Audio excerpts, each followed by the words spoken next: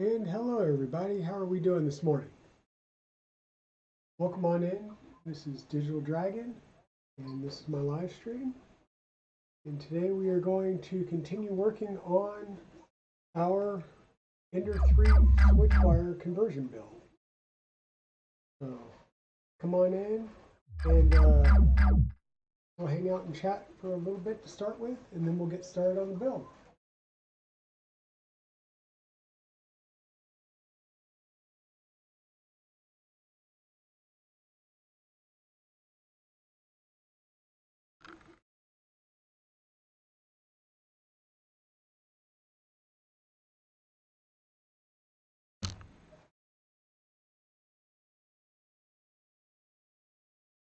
Go ahead and add a couple of things to the stream while we're waiting for everybody to get in today.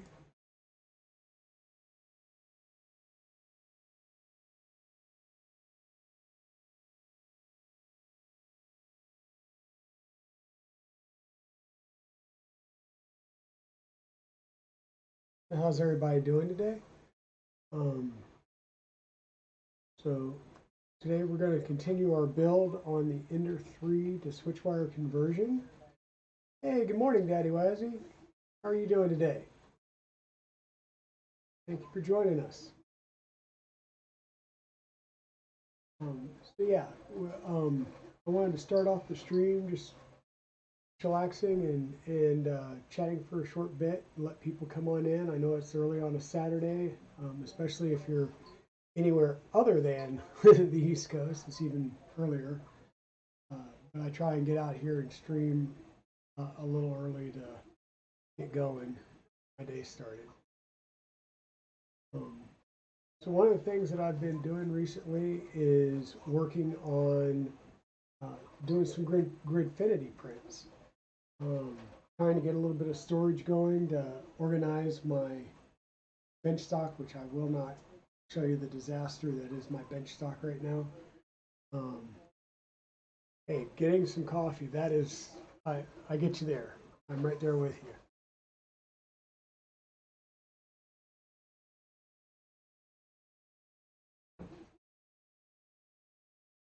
So for those of you, I am running a 3-second delay on the stream, so I might be a tad bit behind in responding to your chat. I'm having to do that because my internet right now has been very iffy. I need to get Windstream back out here. Though I did some testing yesterday, either going Wi-Fi and direct connect and doing Wi-Fi from my office, which is up on the second floor.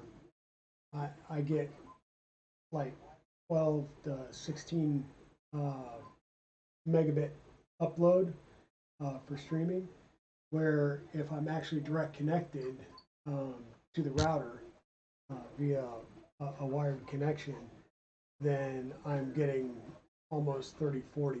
So I think what I'm going to wind up doing is running some hardwire from where the router's located up here into the office, so I can then start running everything hardwire, and I'll be able to drop that delay, which will be a big help.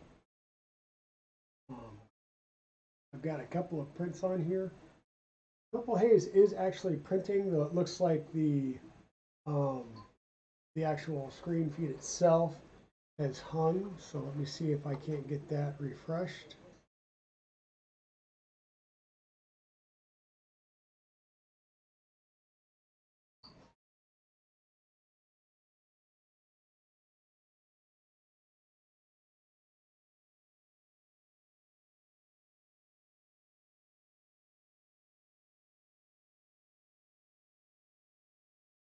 There we go. Yeah, so what we're working on here is Mercury Rising, which is the Ender 5 turn 0G downstairs. That one's actually printing some storage bins for our CNC out in the shed. So we'll be able to store our collets, our bits a little bit nicer and easier, get them down in a drawer and get them off the horizontal surface, which just tends to collect a bunch of garbage. And then purple haze, which is the Prusa Mark III right behind me here. It's printing some Gridfinity holders for Sharpie pens, because we have a lot of Sharpies that we use either out in the shed with our woodworking projects in the CNC or up here for various things. So I'm just trying to get some of those printed out. Also, as you can see here, I've got a couple of more of the Gridfinity prints here. I use a lot of the 608 bearings, both in printers as well as some printed items as well. And so once again, these are Gridfinity holders that you can store your bearings in. So that'll allow me to get them out of the tubes, make them a lot easier to grab when I need them and not mess with it. And then these Gridfinity holders go for your wire strippers, your cutters, your crimpers. And so normally I just have all these thrown in a box on top of the my wires and stuff. So to make it easier to crimp with and everything, I printed out some of these, and they'll just allow me to store my crimpers and strippers a lot easier, so that when I do get to those projects, I'll have a little workstation that's set up for working on specifically all the electrical stuff. I can just bring that out and set it on the table next to me as I get to work, which would make crimping and things a little bit easier. I will go ahead and get these off the workbench and off the print or the printer, and we will work on getting started. So on our last stream, we left off, we had just gotten our Y-axis all set up. We did switch the Y motor out for a little bit beefier motor that allowed us to go with the standard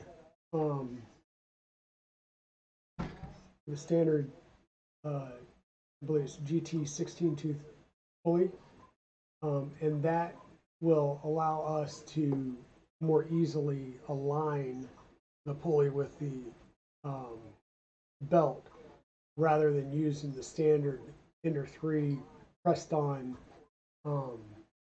pulley that we can't really adjust that easily. So we got that taken care of. We got our rear grills, our front grill for the most part, and our side extenders put in place. We had one front grill. I was going to print a different front middle grill that would allow me to use the actual Ender display. That didn't fit. It wasn't the right size left to right. So it was binding these front pieces and pulling them in. So between last stream and this stream, I went ahead and printed out a replacement part, and that's where we're going to start, is getting in the support bracket that goes right here, as well as that centerpiece. And then from there, we'll go ahead and get started on building our way from the deck panels on up. And with that, we'll go ahead and get started. So I'm going to lay this down, and I have purposely sat this screw holder down here so that I can rest the printer on it. Otherwise, you want to take these feet off, because you will curl these over.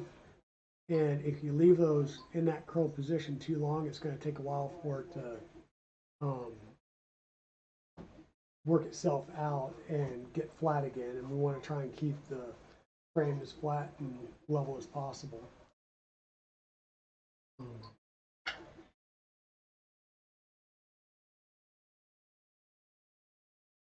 So to mount this next piece here, once again, this is just a support piece, and the way it's designed is it mounts it mounts right to the bottom here, and it allows some adjustment. You got slots versus holes, so that will allow some adjustment on that y-axis, and then it'll also mount to the front display piece, and so that will really add rigidity to the y-axis in that front frame. And so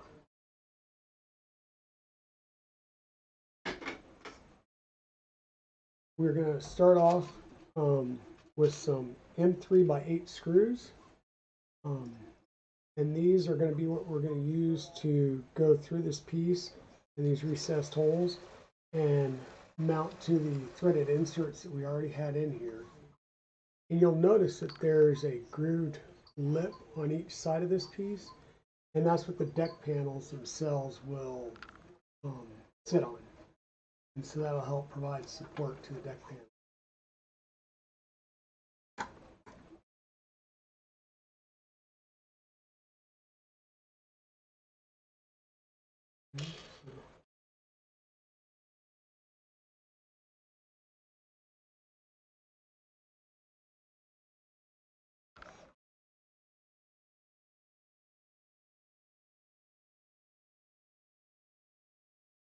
It'd be easier if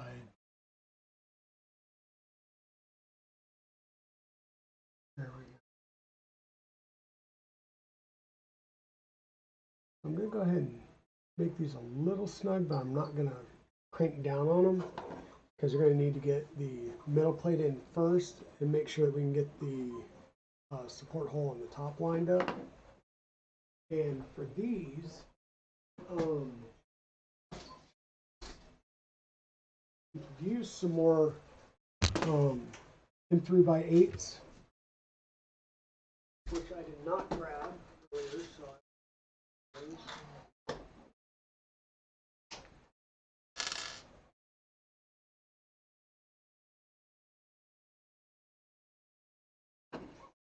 and once again, these holes are slotted, so that allows you to adjust up and down or side to side to make sure everything fits together.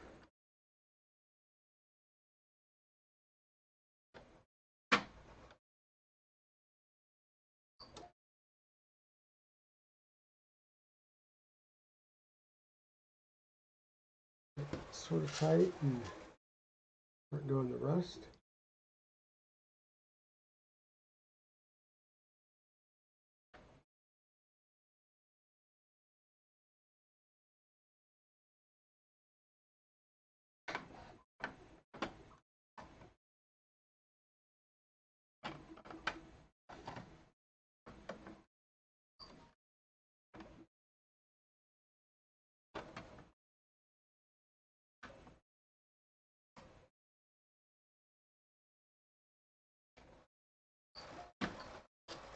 Okay.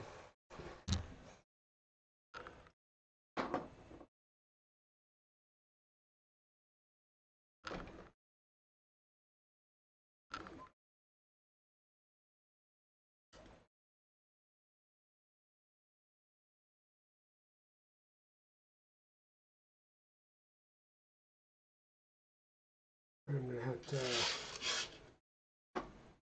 actually flip this over on this top to make it a little bit easier to get things aligned.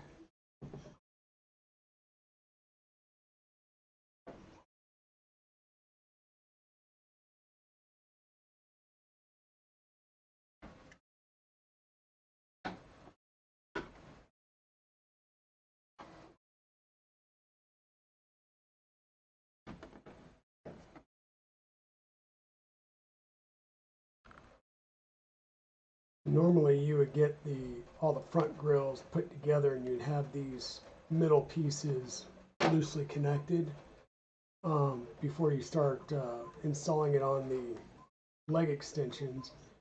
But in this case we had already, we tried to go as far as we could, so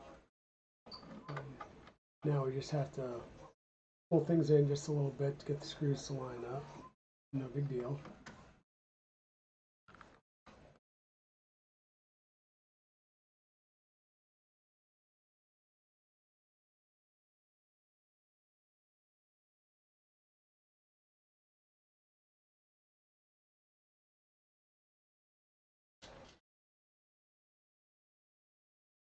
Hey subsector, good morning. How are you today?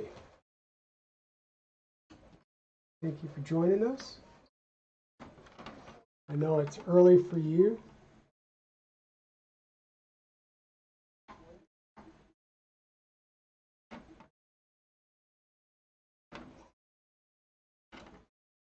So what we're doing here is we're just going ahead and installing that one front piece that we were missing from the last stream that I needed to reprint.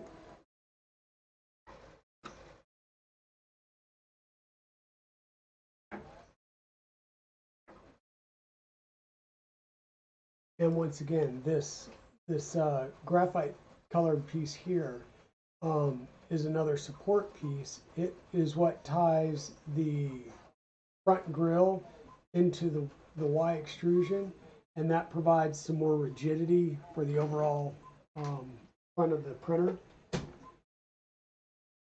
We'll go ahead and flip this over.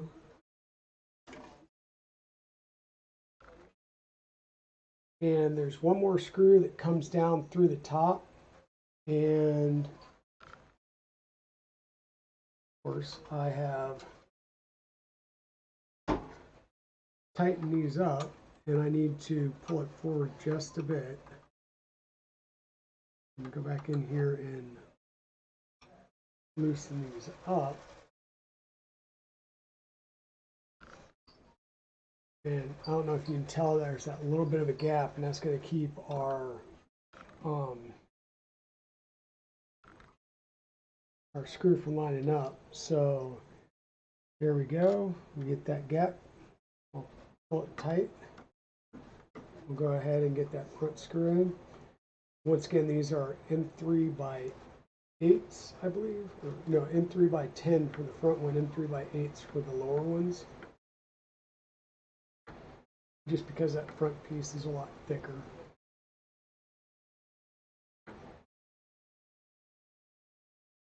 Yes, definitely. I know Daddy Wazzy went and got his coffee, and I've got mine here as well, so cheers.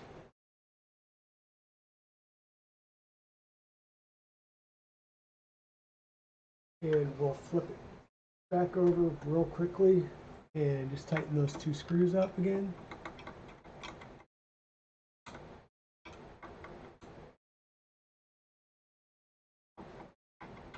And once again, we're not throwing all the ugga-duggas into it. We're just tightening it back up so that things don't rattle. And there we go. And our deck panels are nice and supported.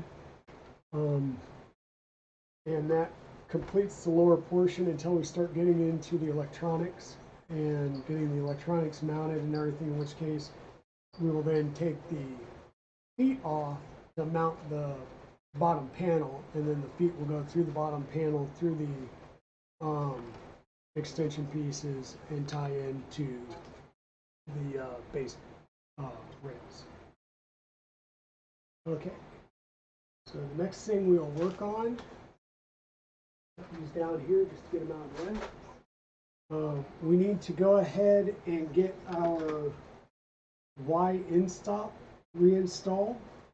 And that, once we get this installed back here, we'll be able to remove the bump stops, because that will prevent the bed from going all the way back and the carriages coming on. So, and on this one, we are reusing the Y-in stop that we took off the ender to begin with. Hey, Free Heathen, thank you for joining. How are you doing today? And so we've got a printed part that this will mount to, and it's real easy. You know where the screw holes are on this, and you just line them up with the two small screw holes, and it does have the depression so that any of the the soldered pins will be able to fit right in there. The biggest thing you want to do here is you will be screwing directly into the plastic, so you want to be careful that you don't not cross thread, but you know, really blow the threads out.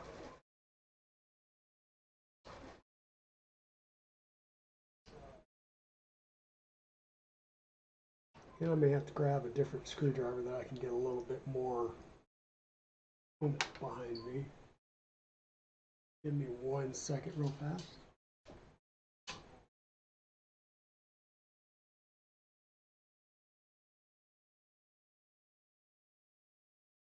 Once again, it lines up in there pretty easily, and then it's just a matter of trying to thread those screws in. Getting them started is kind of a pain in the butt sometimes.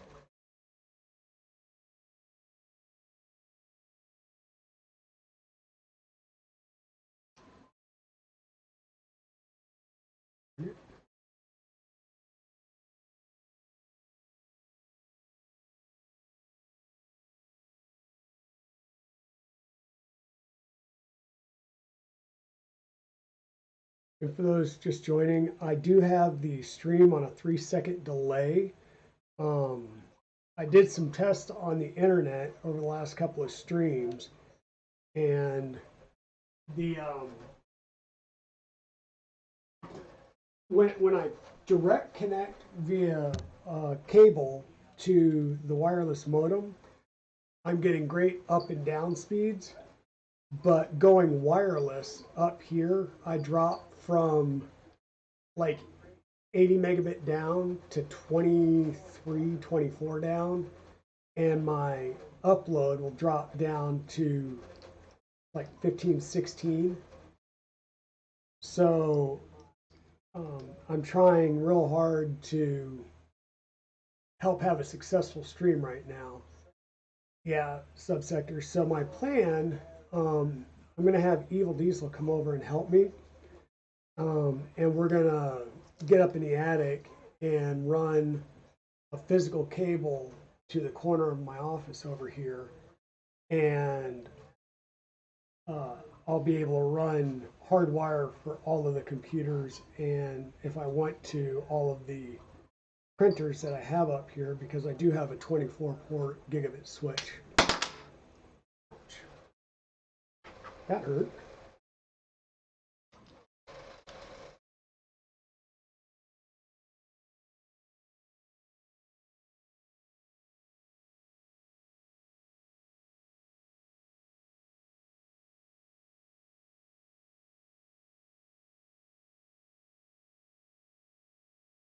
Once again, we're just trying to get those screws in. That was apparently a little bit tighter hole than I anticipated.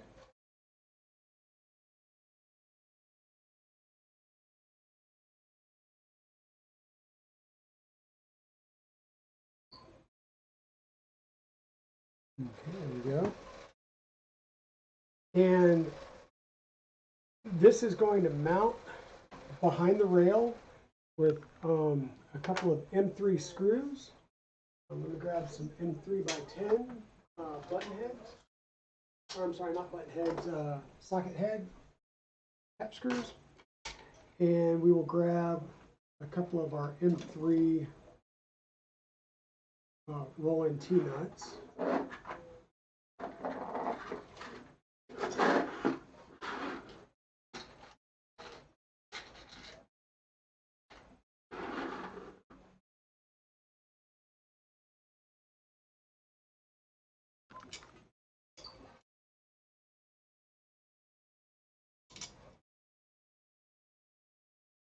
And I did check with the with my first inner 3 Switchwire over here, and there will be a little bit of a gap that we'll have to put in this between the rail and the end stop, and that's really just to allow for full travel of the bed.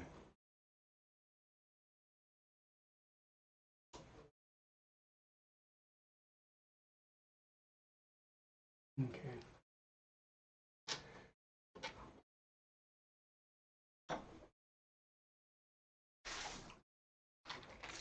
We're going to use gravity to our advantage. As I said before, these roll-in T-nuts, sorry about the camera too, but the roll-in T-nuts on V-slots, they don't always or the spring-loaded roll-in T-nuts on these V-slots don't always, I'll say, align and stay nicely. So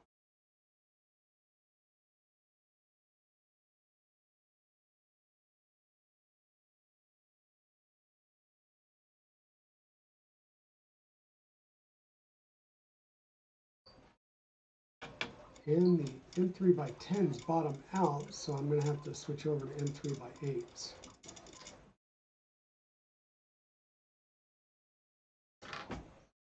Once I get these started, I will flip it back over and show you what we're actually working on.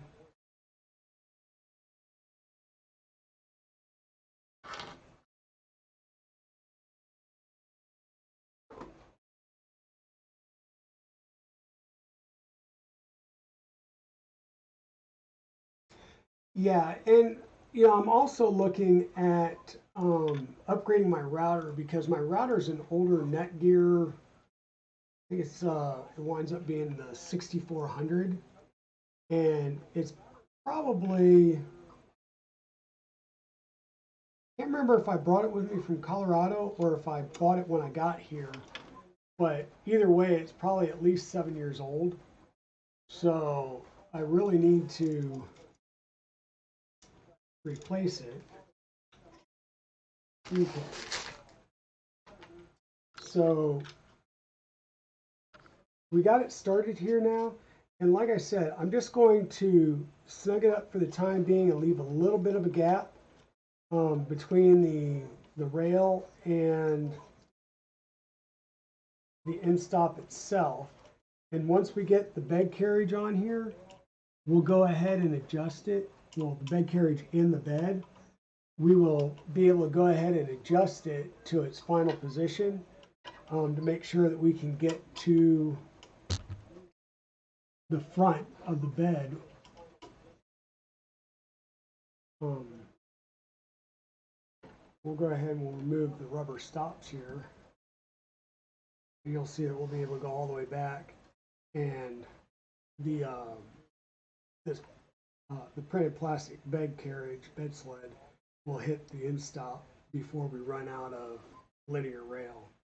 And so that's what we're going to do, is we're going to use that as the rear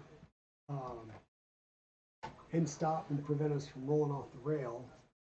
And then on the front, we will stop because of the front edge piece will hit before we come off the rails as well. So the printed parts become our rail stops.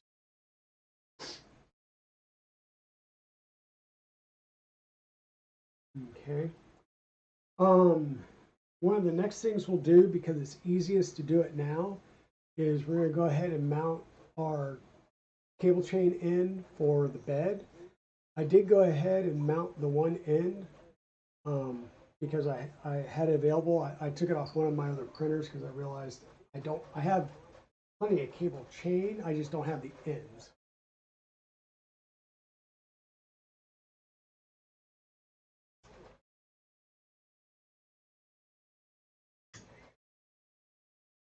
Yeah, exactly. My Wi-Fi, so it was really weird. So Wi-Fi, when I'm sitting in the room next to the router, I was getting like 60 down and 20 something up. Connected to the routers, it was, direct connect with a cable. I was 80 down and 35, 40 up, right? When I moved out to the dining room, I dropped down to 30 down and 15 to 20 up. When I come upstairs, it drops even more. So I'm definitely going to run hard cable up here regardless of whether I replace the router downstairs. We're going to need some more of the M3x8, so I'm just going to grab a handful and get them up here for us. And then we drop one on the ground, which is all. But once again, these are going to It's going to mount straight down through and into our heat set inserts.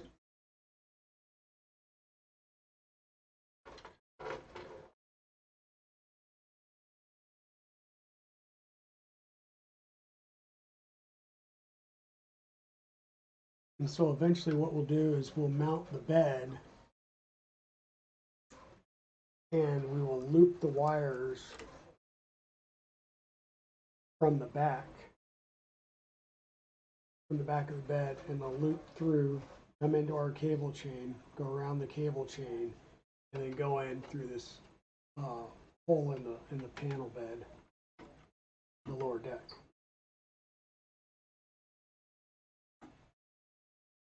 So we'll get that installed. We have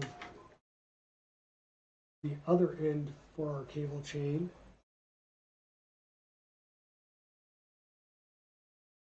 And that'll mount with an M5x10 nut right here in the Z axis, or the Z extrusion.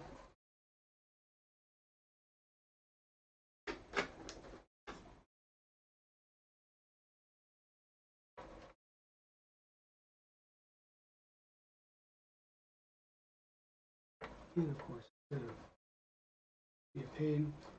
I'll lay this over on its side, use gravity once again to our advantage, just to get it started. Like I said, if these were really good tolerance and we were on T-rails or T-slots, those nuts would stay wherever it is that you put them. And right now I'm not going to crank it down and ugga-dugga it. I'm going to get it just a little bit tight, but that way I can still move it around, because we may need to move it out of our way some here in a little bit. So we now got that installed. Once again, comes in the cable chain through here and then drops right down into the hole.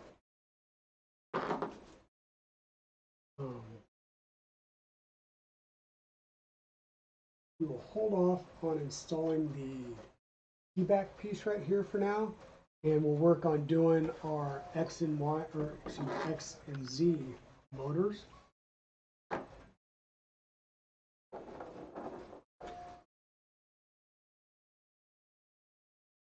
So once again, we've got our stepper online motors, and when we go to mount these, there's a couple of things that we have to do in advance. In order for our motors to work right, they've got little tensioner pieces. And so these tensioner pieces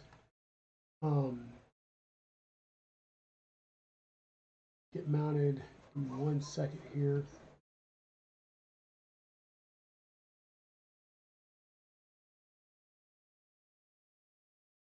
Yeah, so on the tensioners, this is a M3x40 screw that'll act as the tensioner screw itself. And we're going to go in through the side that does not have the heat set insert, and then we'll go in through the heat set. And what that will do is when we lay that in here, that will give us the ability to then tension the motor mount itself down, and therefore tension our belts. So the way this will work is on the standard Voron Switchwire kit, the wires will come straight down because they're internally direct wired. But when you've got a motor that's got the connectors on it, you can't take it and mount it straight down because you won't have the clearance, and you'll want to have them come out the side. Hey, Rock Dragon Man, how are you doing today? Thank you for following. I'm going to take a quick sip.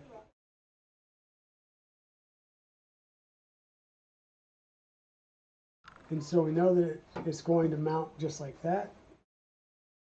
So we will start by setting our motor up. Probably going to align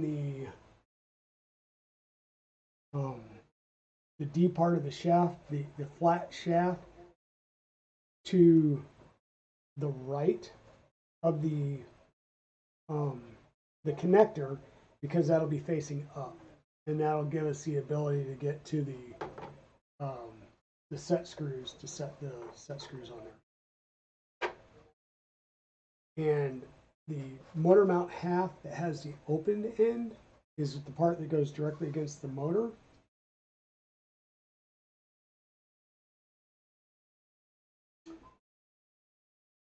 Do some thinking here. So it'll mount like that.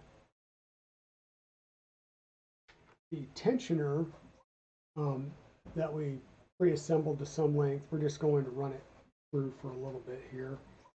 This piece mounts, double check that. Yes. So the hook piece will be pointing towards the motor, and what that's going to do is the screw basically is captive between the two halves here, and by turning the screw, the piece will be able to go up and down, and this will hook on your, it will mount, and the hook will hook on your D slot or T slot, and by tightening your screw, you'll pull the motor up or down and give it slack or tension it.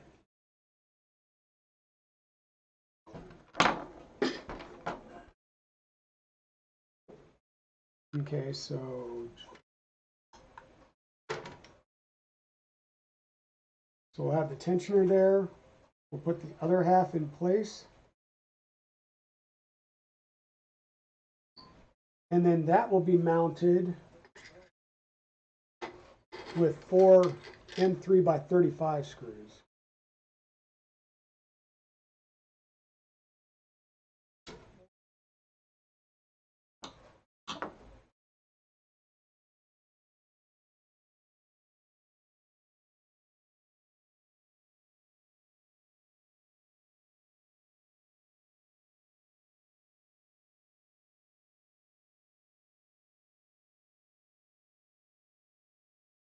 Okay.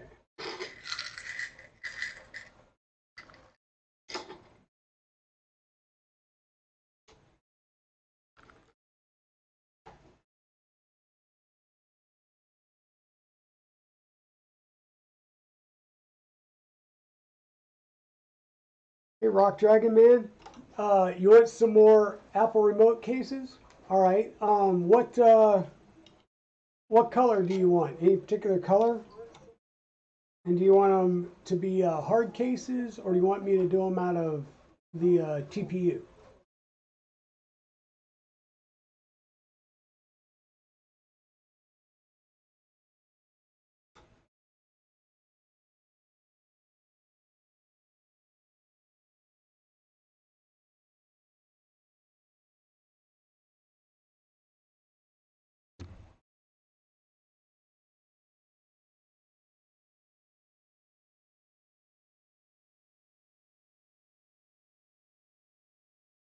Red hard cases, AirTag slots too. Okay. Yep, I can get that done for you.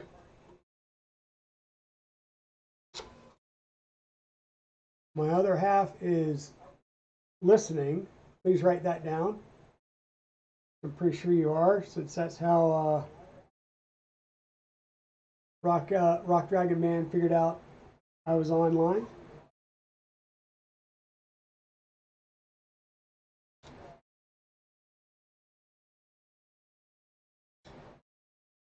Yep, and as noted, follows are free. When you follow me and click on the little notification icon, it will notify you when I go live. And so that will be our motor. Okay, we'll still need to add our pulley. And once again, all of these pulleys I am getting them installed, but I am not Loctiting the set screws just yet. I do want to make sure that we get everything lined up, and then I will take them out one at a time and Loctite them in there in their final location.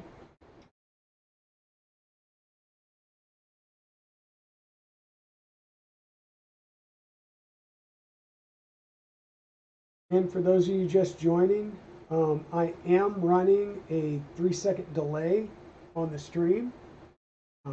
That's just due to my current network situation.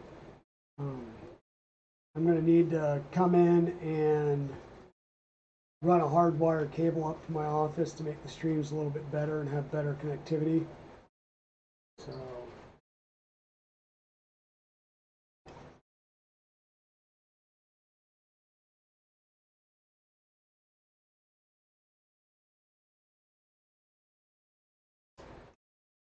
and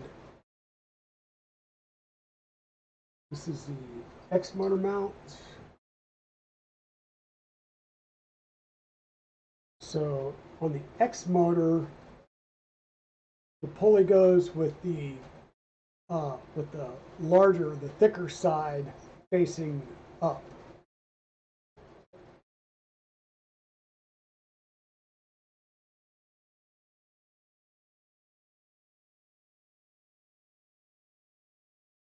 Like that. Okay. And once again, I'm just going to temporarily lock this down against the flat, and we will adjust it when we get to the point of working on the cables themselves. Hey Nordic Skull, how are you doing today? And this will get mounted with some M5x10 screws and some more of our roll-in spring-loaded T-nuts. I'm sorry, not M5x10. I believe these were M5x16 screws.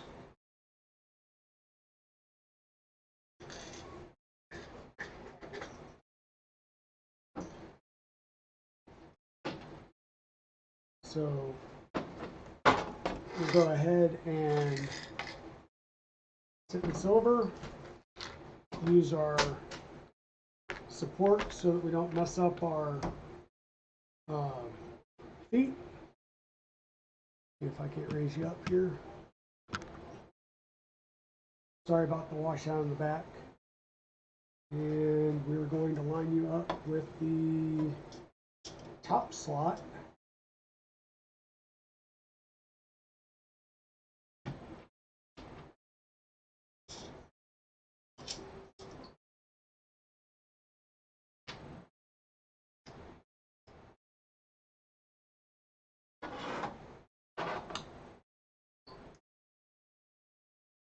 And once again, we just need to make sure that our that the hook gets in the slot, because once again, that's our tensioning mechanism. And then we'll get our M5 screws started.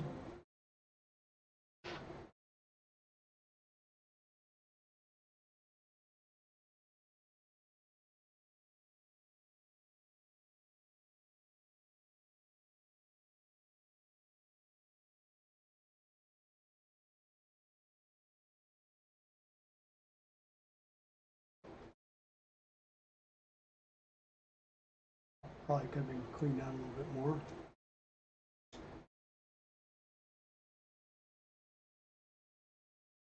Okay.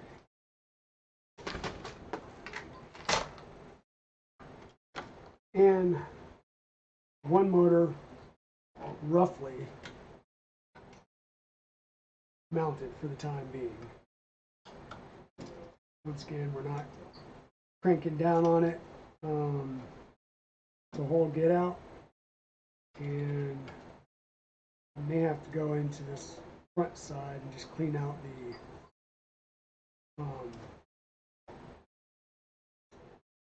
thin out the slot a little bit. Now what I did was I just pushed it down to the bottom, so that should be at its furthest travel.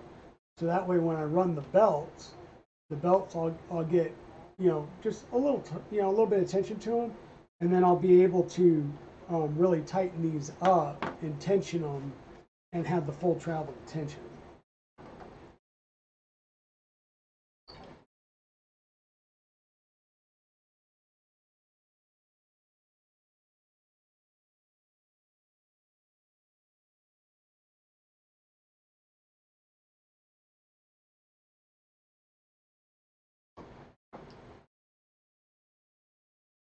Well, thank you, Nordic Skull.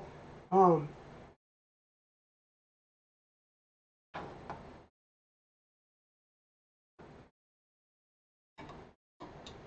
me change that thought. So what we need to do is pull the motors all the way up so that we have downward travel to tension the belts. We'll go back and do that.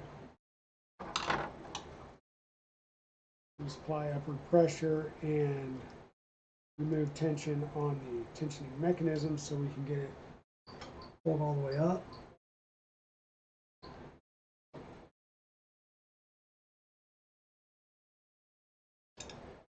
Once again, that will ensure that we have the full travel.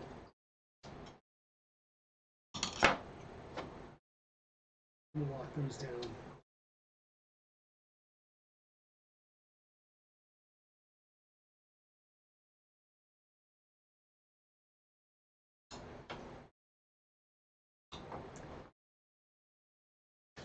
Oh, thank you for the donation, Rock Dragon. So yeah, this is turning out to be a good build. I really like the Switchwire form factor and everything, and I like the fact that you can take a relatively inexpensive printer like an Ender 3 and modify it with primarily a lot of printed parts. I have seen it done where you keep all the same motors, and that way you don't even have to get new motors. And so it's an economical upgrade. So what I'm doing is I'm just setting the motor knowing that the connector needs to face inward and would sit like that. And so that just tells me and helps me know which way I'm putting on my pieces. Once again, we need to take another M3x40. We go in through the back side and go into the threaded insert. And that'll let us set the tension on this. And that'll just sit down in there in our slot. Top piece goes in. And we will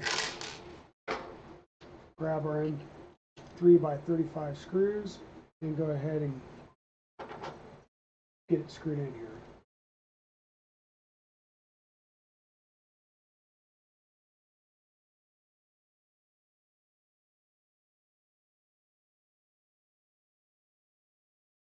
Hey Westery, how are you doing today? How are our little chickens doing? I noticed they were all huddled up last night. Was it pretty cold?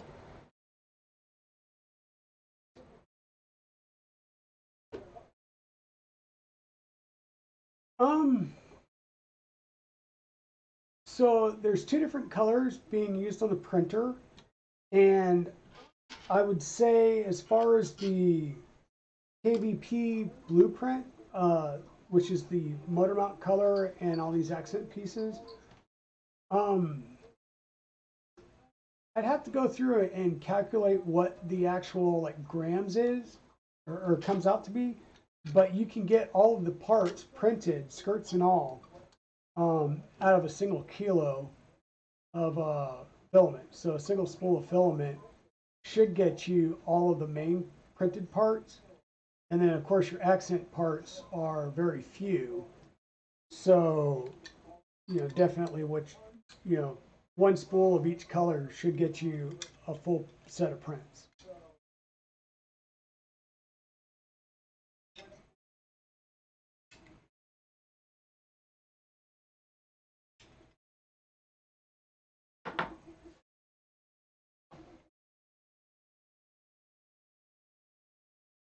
I'm trying to get the cursor out of the way so I can read the chat. Okay. And we've got the next motor put together. And by the way, that's the nice thing about the little Gridfinity bins is I actually tried to pre-lay out all the parts that I was going to need and get them laid out so that they were really easy to grab and get hold of. I did think about adding a couple of other things along the way, and so that's why we had to reach back in and grab some other parts.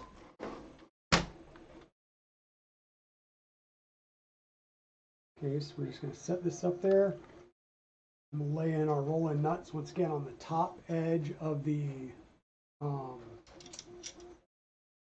extrusion. This is a 2040 extrusion.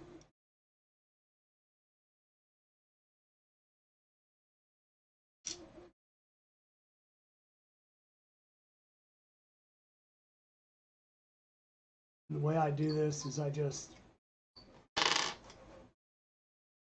I'm going to clean that groove out just a little bit more.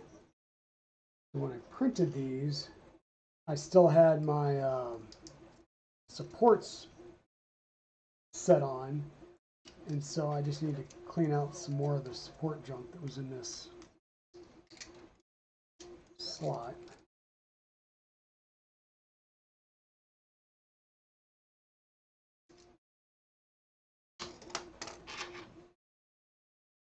There we go, that's a lot nicer.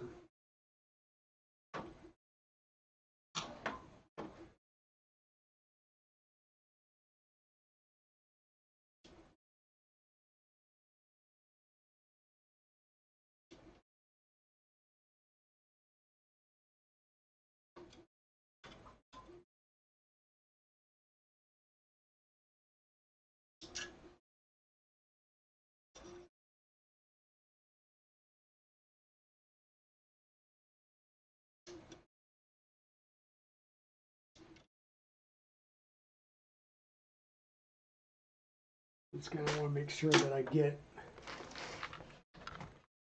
the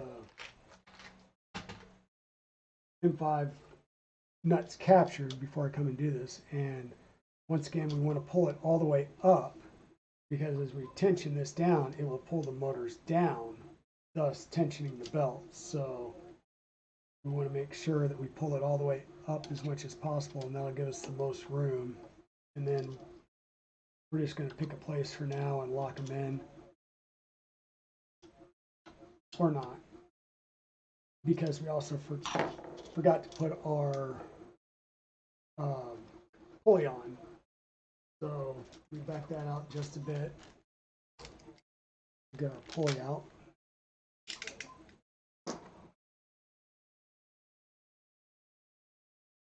So always look through the bag and make sure that you've got all of the set screws, and then also know that one can and normally does get stuck in the middle of the pulley. And then don't do what I just did, which was push it out and drop it on the carpet. Luckily, it didn't go far.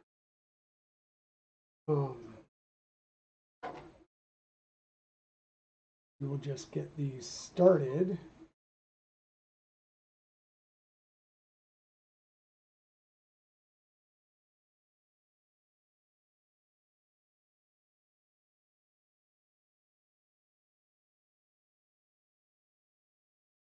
So Westry, just to confirm that 3D printer issue we were talking about last night is getting resolved, right?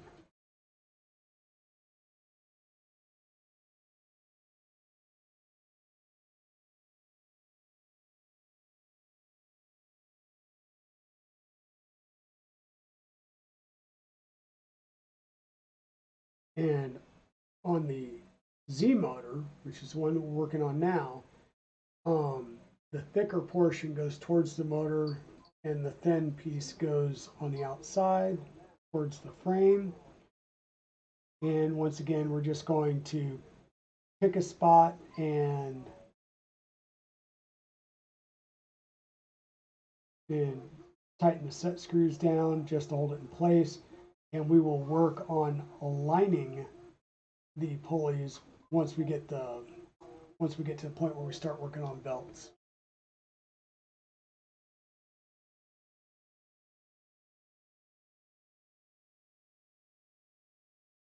And also once we get the belts aligned, or the belts on and everything's aligned, then I will go through and take the set screws out one at a time and Loctite them in.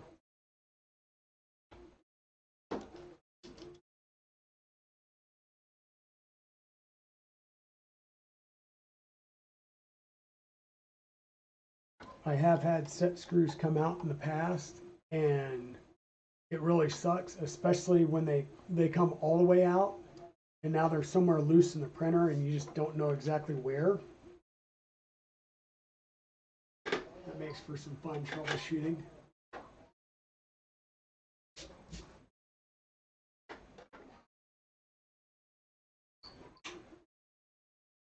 So now we got that finished, let's throw up a couple of things here and see if we can't keep an eye on some stuff. So the printer at the top, Purple Haze, is the Mark III bear frame that's going on right behind me, and that's printing out some Gridfinity bins to hold Sharpie markers. And then the prints that are coming out on Mercury Rising on the bottom left, Mercury Rising is my 0G build downstairs, and that's printing out some Gridfinity pieces that will hold bits and collets and stuff for our CNC machine out in the shed.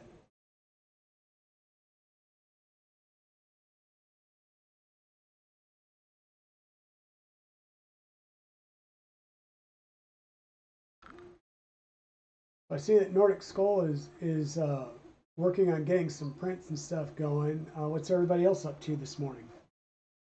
Or are you just trying to basically wake up?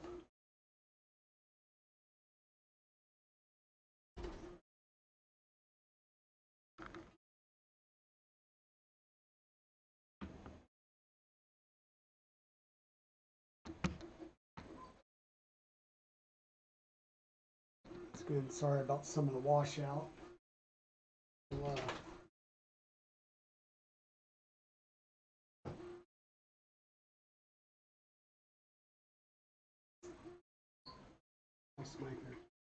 We'll come over and shut this light.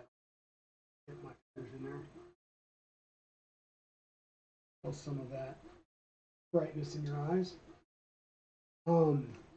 The next thing we're going to work on is doing our bearing stacks for the top idlers.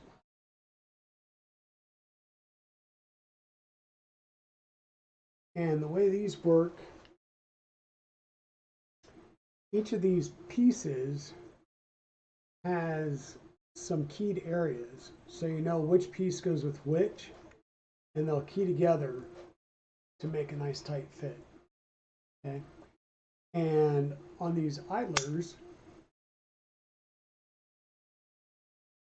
this is where I need to double check real fast with the other printer to make sure I know which way it's going.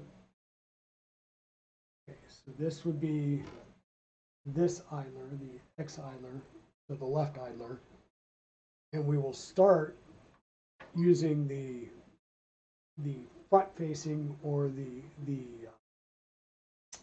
primary colored piece. And these are going to get put together using M5 by 40 screws. And we're going to go through and we're going to start our bearing stacks. Now these get 2 bearing stacks, and your bearing stacks are always going to be washer, bearing, bearing, washer, washer, bearing, bearing, washer. So we'll get a couple of washers out here.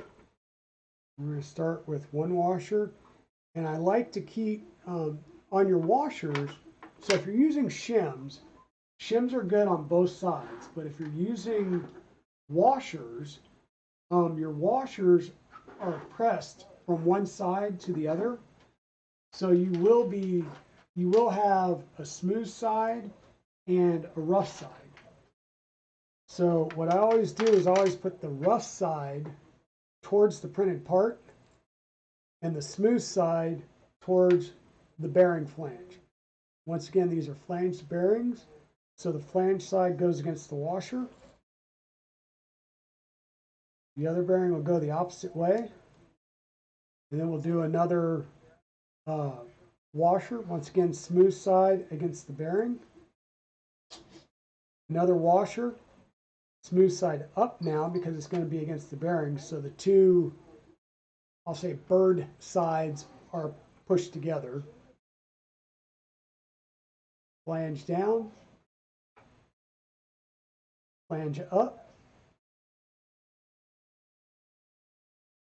Another washer, once again smooth side towards the bearing. And then we'll go ahead and add the top.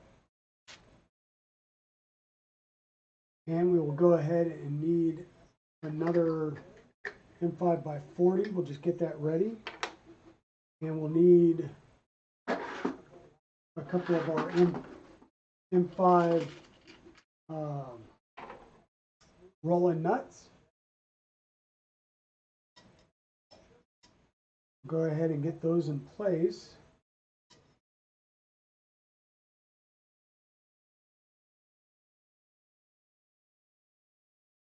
Grab our 3mm.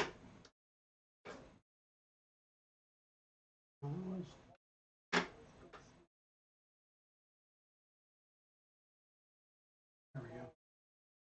And we'll go ahead and get that lined up and get it started. There we go.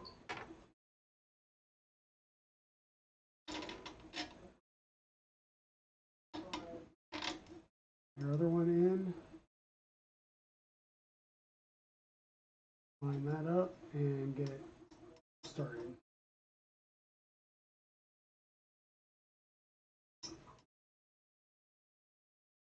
And then we will go ahead and align these all the way to the end.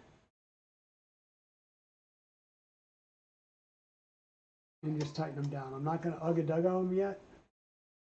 Because once again, we may have to move them to do alignment.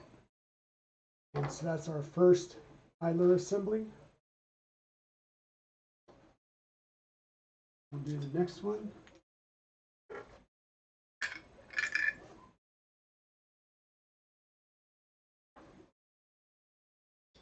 Printing the mint continues. Yeah, those are some really good prints you were working on yesterday, Daddy Wazzy.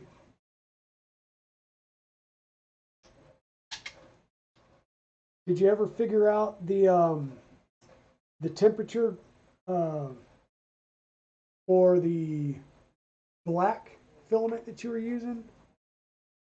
Because I remember you said that you ran it a little bit too hot, and so you were getting some artifacts. So you were going to back it off some and try about 5 degrees lower.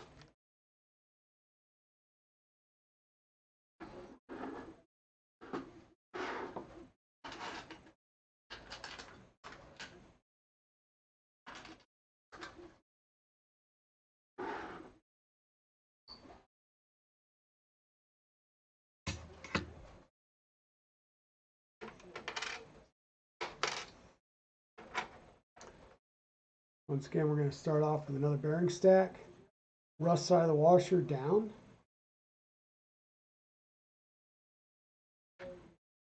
Flange down. Flange up. Rough side or bird side up. Another washer with the bird side down. And flange down. Flange up. And then our last washer with the smooth side down and the bird side up. And then we'll go ahead and put on our other piece. And there's our second bearing stack. Nyler. All right, that's good. That's good, Daddy Wazzy. So you were able to clear up those artifacts just with temperature settings. So that's nice. Yeah, if you guys don't follow him, go ahead and follow Daddy Wazzy. He is doing some really, really clean prints. And he's doing his print the mint. So it's all photo cement busts and other prints. And I mean, photo cement is an awesome artist. And it's just the prints that he's pulling off are amazing.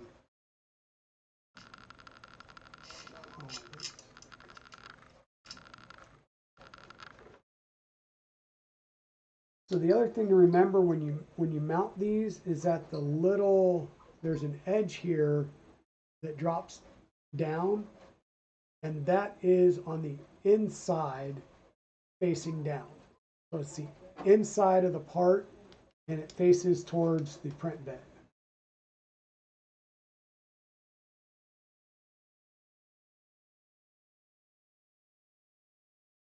We'll see if we can't get these started and get them both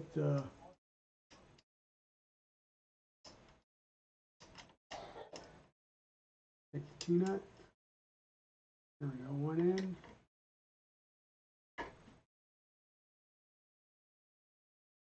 And the other, and then we'll back it off just a bit.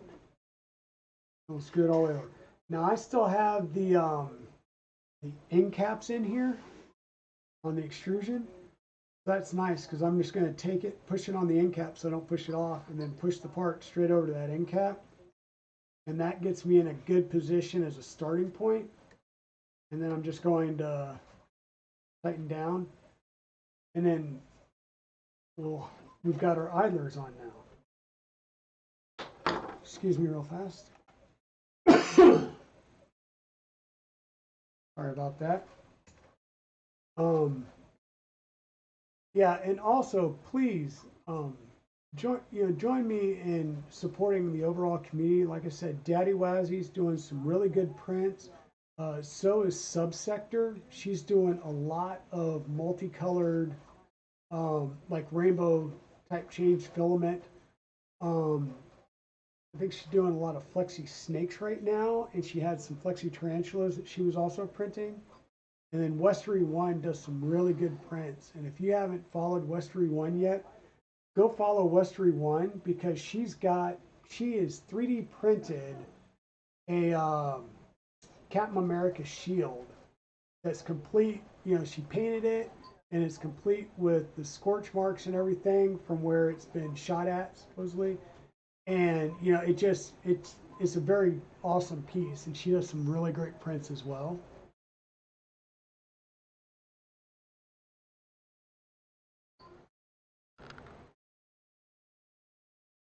And I do also want to shout out to Westery One and Subsector as well as DB3D Dan because they were really instrumental in me getting to start streaming. I had made mention that I wanted to start streaming, and they just kept pushing me like, when are you going to start? Just go ahead and start. Just get it going. And yeah, they really pushed me to go ahead and get started. So, thank you is what I'm saying. Is thank you for pushing me forward and getting me going. Okay, so we have both idlers on now, and they're lined up.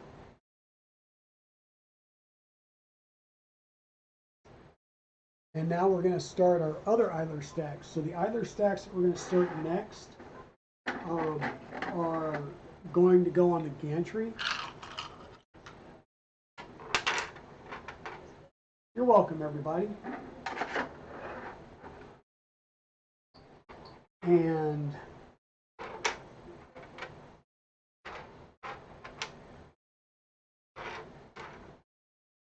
so the way these go is you'll have a thick piece and a thin piece, and they're going to line up and fold over on top of each other, basically.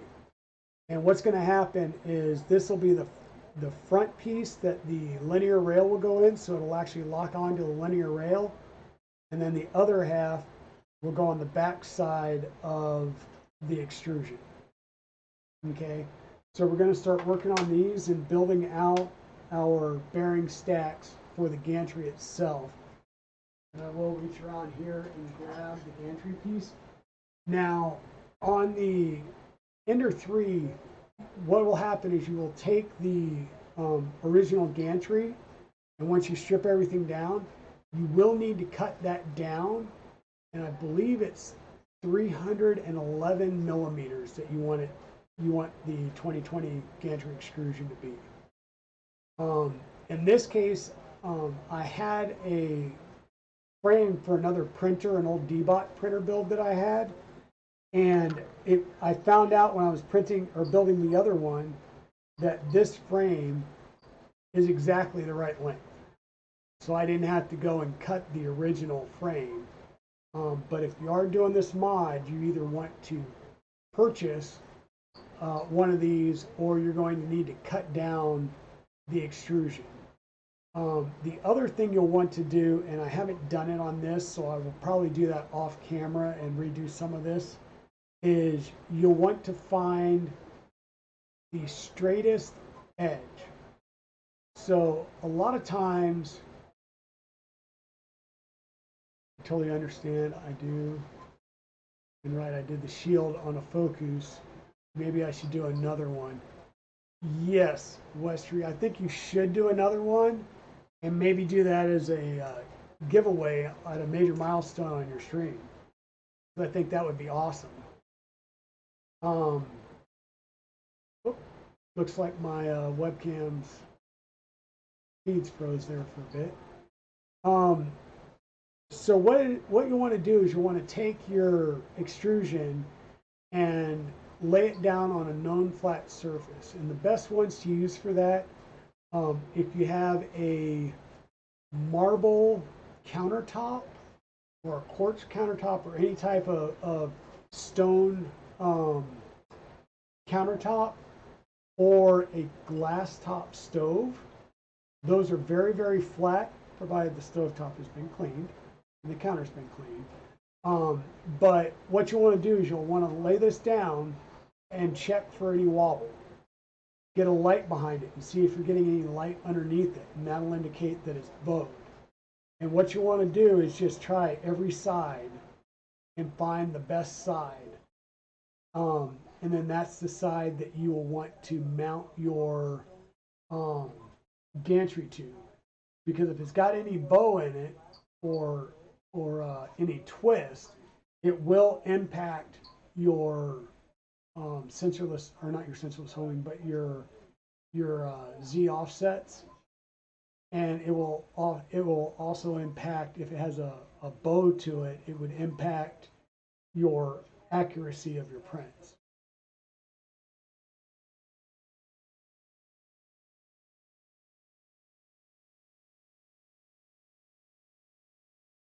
Yeah, the Focus makes a good starting printer. You know, the Ender 3, people bash on the Ender 3 all the time, but I will tell you that my Ender 3 that's currently over here in the Wham Bam box, because I was printing, I had to print this piece off and it won't fit on the Voron. The little ear tabs on the end won't fit on the Voron V0. You know, that Ender 3, yes, I've modified it, but it was a great, you know, it was a good starter printer. It was fairly easy to tune and get good prints off, as long as you weren't necessarily looking, you know, when you're doing, I'll say, non-functional prints, so busts or organic objects, it's not going to matter, right? The majority of the print artifacts that you will probably get, you will never really see when you're printing, you know, a bust or something like that.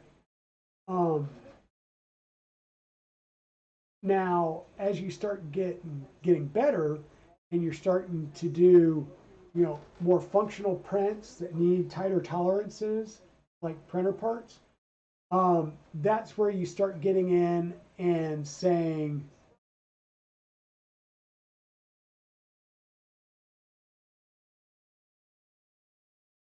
yeah, that's directed to me, Daddy Wazzy. I'm not sponsored by anybody.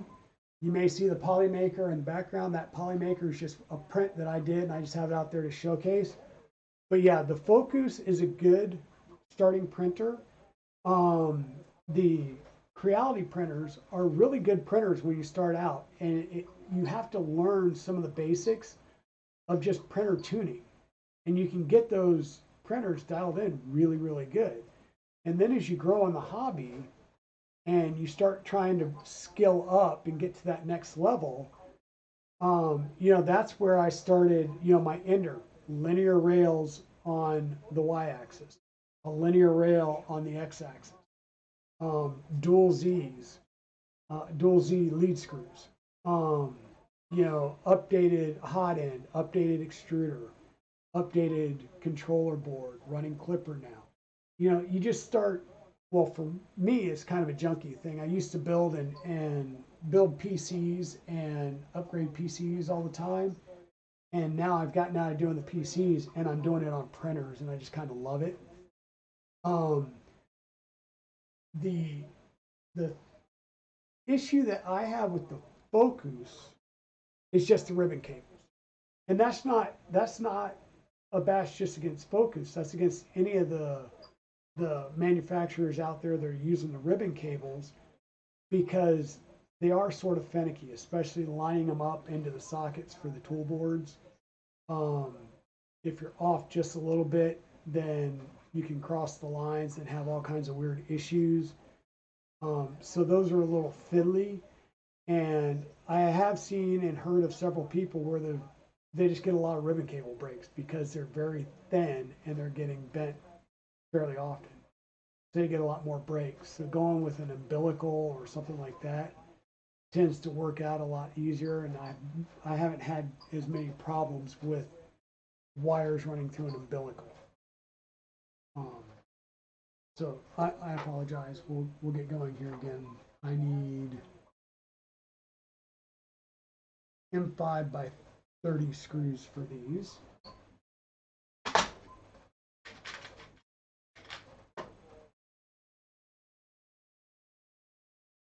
And so we go through the front piece here. We're going to go ahead and drop our M5 bolts in. And this is one of the mods in the Rev 2 of the files in the version 1 files for the Dark Dog mod. He had all of the indented holes, bolt holes set for a socket head cap screw. And most of the people that build Vorons, this is one of the feedbacks from when Steve Builds did his build, was that most Voron owners or people that are doing Vorons would actually have button head cap screws. And so he went ahead and modified all the parts to then allow the button head cap screws to fit in. And therefore, it was a little tight. They fit in really nicely, they countersink well, and you can use the right size bolts without having any issues. And so when we put this together, we will have a bearing stack on each one of the levels. And so let me go ahead and grab some bearings.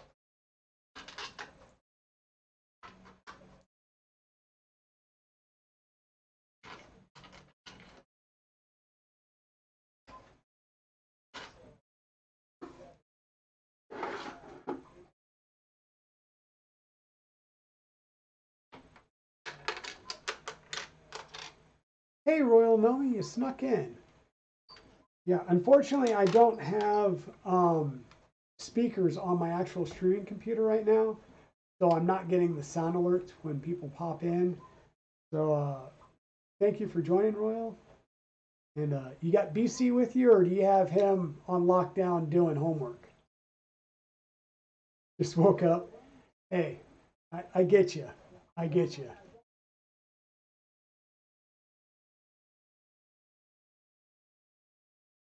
Yeah, that's really nice that they're recessed. And eventually what I'm going to do is I'm going to standardize, and I'm going to make the decision to either standardize on, the stainless steel or either black oxide or an anodized screw, just to, Daddy Wazzy, we were talking about this the other day on your stream, being military, it's kind of plays into a little bit of OCD and stuff when I've got different color screws and stuff all over the place. It kind of drives me nuts. But we're going to do a bearing stack on each of these. So once again, the rough side of the washer towards the printed part, then the flange towards the washer, flange away from it, and another washer with the smooth side against the bearing flange.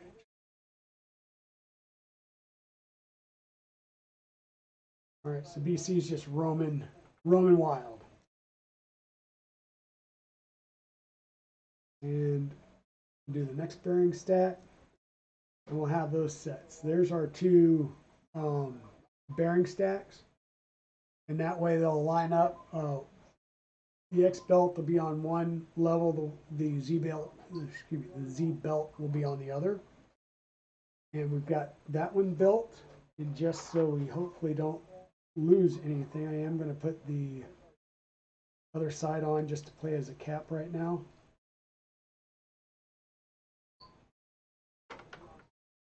And we'll go and work on the other one. So once again, the screws go in through the thicker piece, so that way they'll be embedded down here.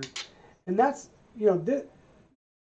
these right here are a great example where you have those deep holes. Is you could run an M5 through the center point to actually open up the hole for the bolt to go through, but you don't want to run an actual drill bit through to get rid of any chafe that may be in the larger hole, because then you can enlarge the hole and make it deeper than it is. So that would be a perfect thing where you'd want to go in with a reamer that's a flat bottom or flat edge reamer, and that way you'll bottom out in the hole versus making that hole bigger, or making the hole deeper, I should say, which could lead to issues with having to come up with different size bolt lengths and stuff. Hey, Hybrid Robotics, thank you for joining. Thank you for joining and coming into the chat. So just to recap for those that have joined, Royal Nomi and Hybrid Robotics, we've started off with just a quick overview, and then we went ahead and added in the front grill piece. We might move the camera a bit. We went ahead and installed the front grill piece that I had to reprint. Originally, we were going to go with a different grill that would have allowed me to use the standard Ender 3 screen. That grill was actually it was the wrong size side to side, so I had to scrap that idea and go back to the one that'll let me mount the Tech or Big Tree Tech 12864 screen. And so I had to reprint this part because I didn't have it in the blue. So I printed it, we got that installed. We put together our motor mounts and got our motors installed. And we've gone through and done our upper idlers. So what we're working on now is putting together the idler stacks that will go on our gantry.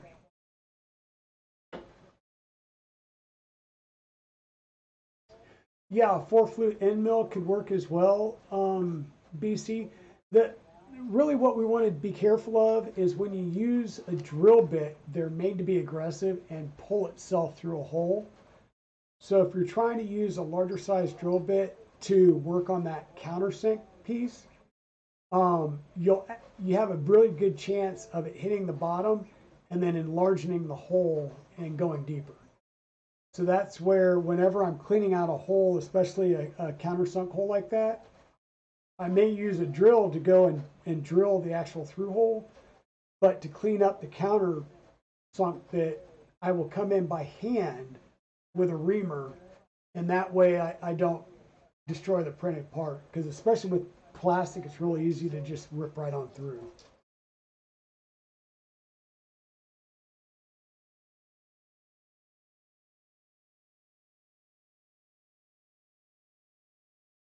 Yeah. So I'm going to go ahead and build both of these at the same time. Once again, we're going to find the smooth side and the rough side. The rough side goes towards the printed plastic part. Flange of the bearing goes against the washer.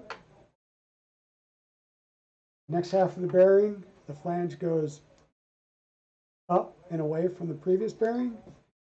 And then we'll grab 2 more M5 washers, and smooth side goes towards the flange of the bearing.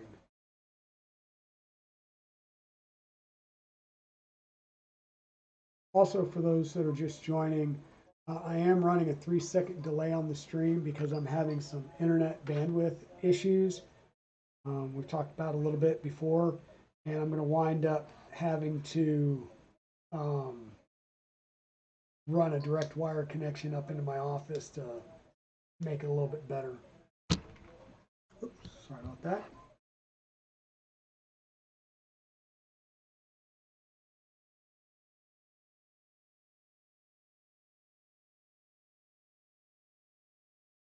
And it looks like these do thread in directly into the plastic, so we're just going to go ahead and get those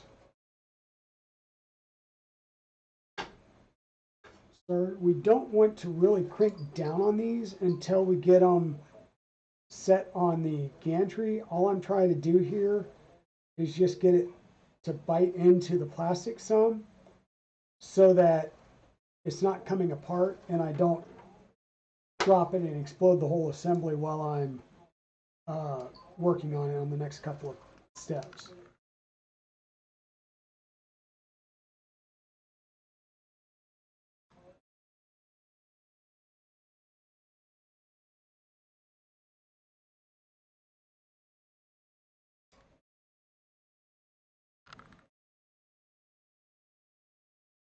And each step of the way, you just want to make sure that your bearings are still rolling and you haven't cranked down on them too much, the bearings stop rolling. Okay, we will go ahead and install the linear rail on the gantry. I will move this to the side for a moment.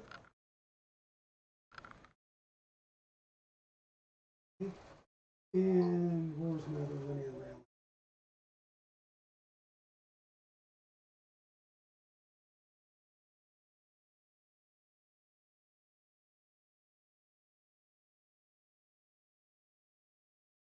And I just realized I am actually down one 300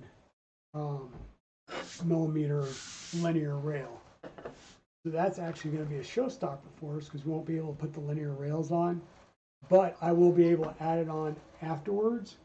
So for now, I'm going to just pick the, I'll say the prettiest side.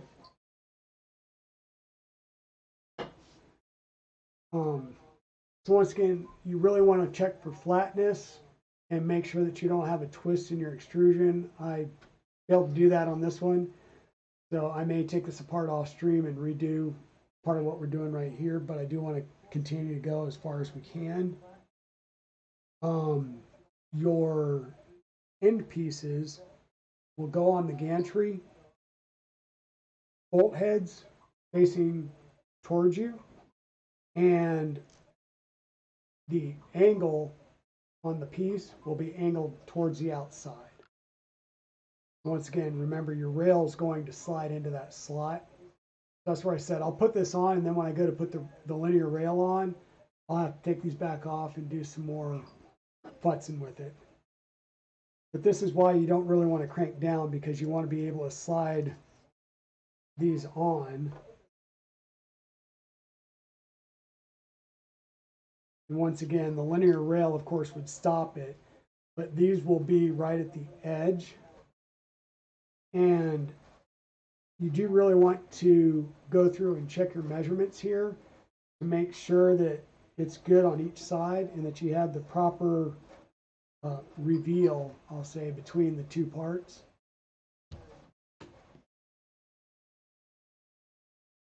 And these get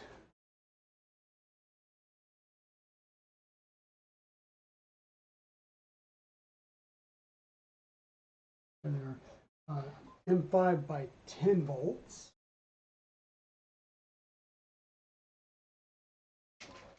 And there's one from the front and one from the back. So you need your M5 by 10 volts, and we'll need our M5 roll-in T-nuts.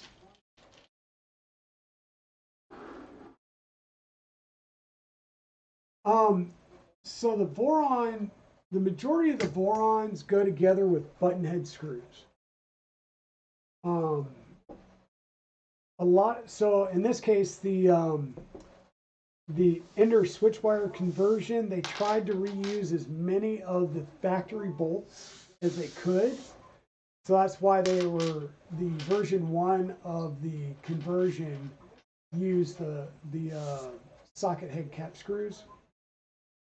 And the second version of the files, they opened them up and made them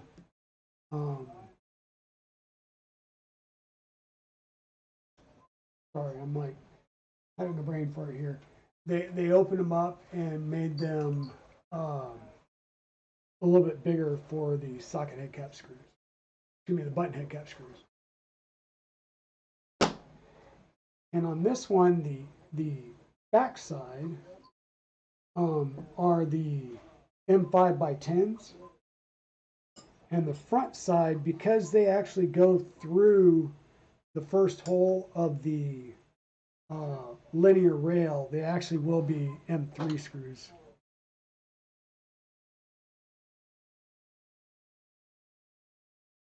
We'll just line that up, get it started.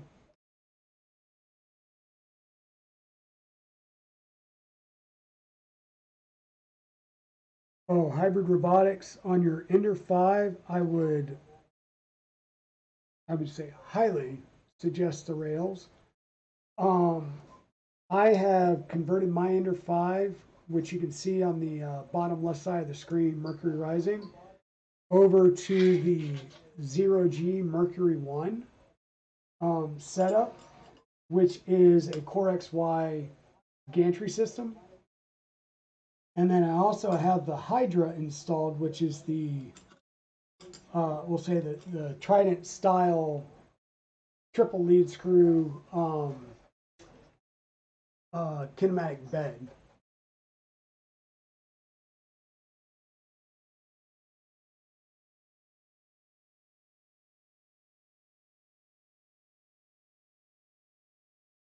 Yeah. I apologize, folks. My auto mod is still going crazy, and I believe it is the Twitch auto mod itself. So I took it back one level, and I think I'm gonna have to take it back another one, just because it's auto modding so bad. And once again, we'll go ahead and take these M5s and put them away, because there would be M3s on the front.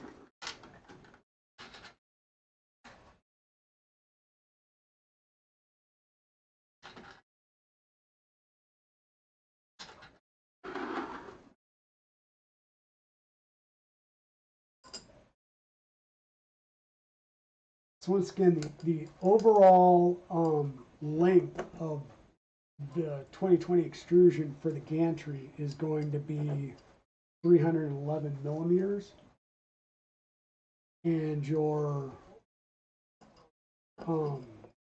linear rail is going to be a 300 millimeter linear rail.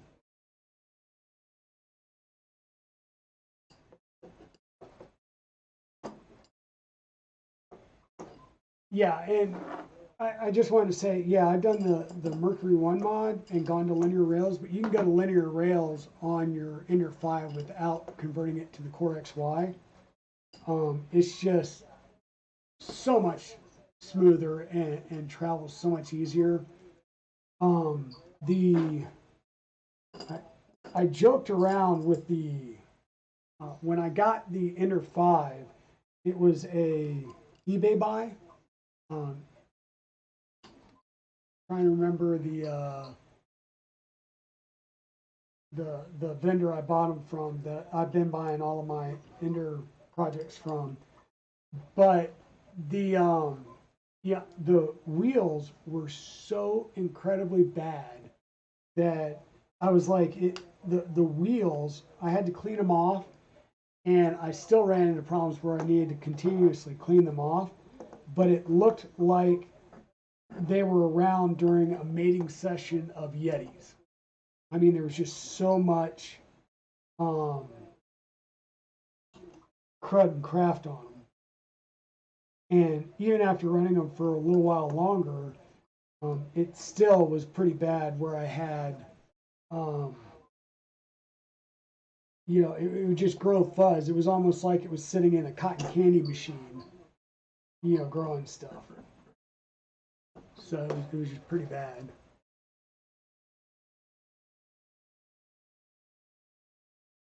Yeah. The wheels aren't bad.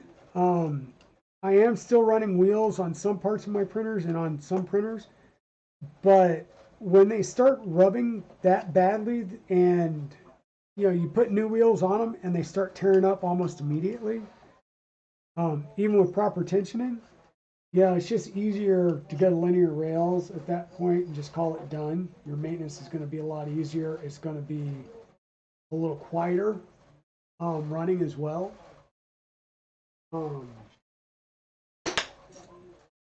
In these, I would probably say, sorry for dropping off the screen there. I am going to switch over to button heads for these just because I think they're going to be 16s and I don't have any 16 50 by 16 cap screws.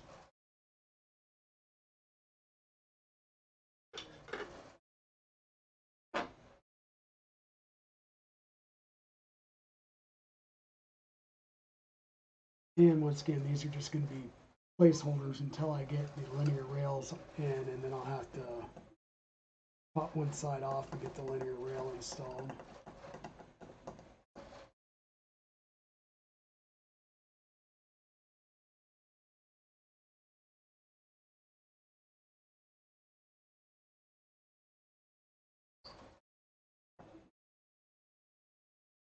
Alright.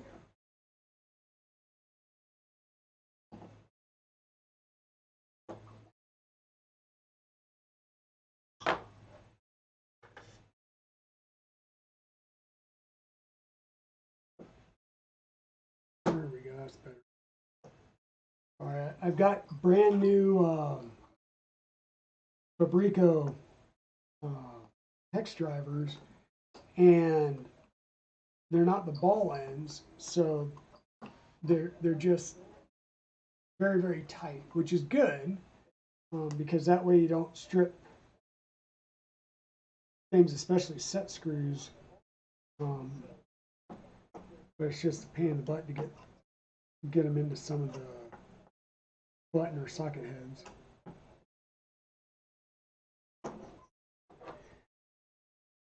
Yeah, so subsector, you're running X rail on your Focus, right? Did you ever put any rails on the Y-axis for the bed?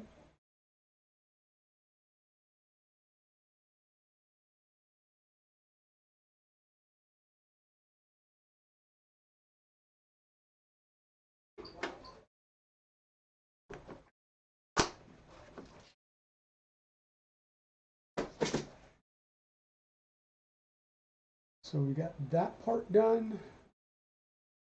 I'll have to come back to add the linear rail. And now on the back side,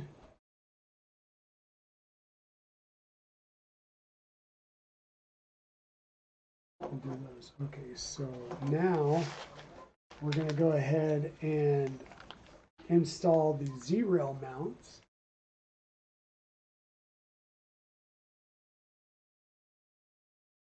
Okay, so you have them on the ender, but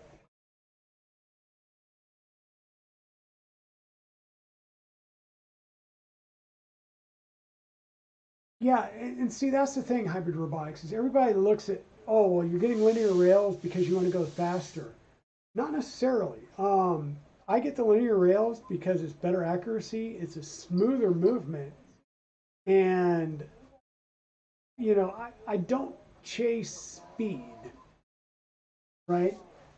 Even on my other Switchwire and on my Voron V0 right here, at most I have my standard profile is like 80 millimeters, but I do have a fast print profile that does 120. But I really haven't cranked it up past that yet, just because um, I'm not chasing the speed.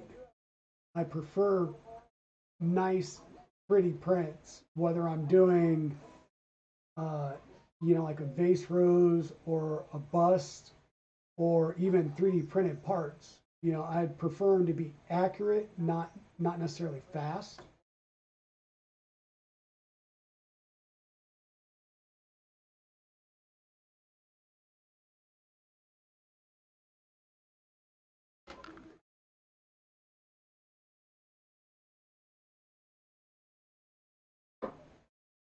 Okay, so we having issues with you say the sensor detects metal.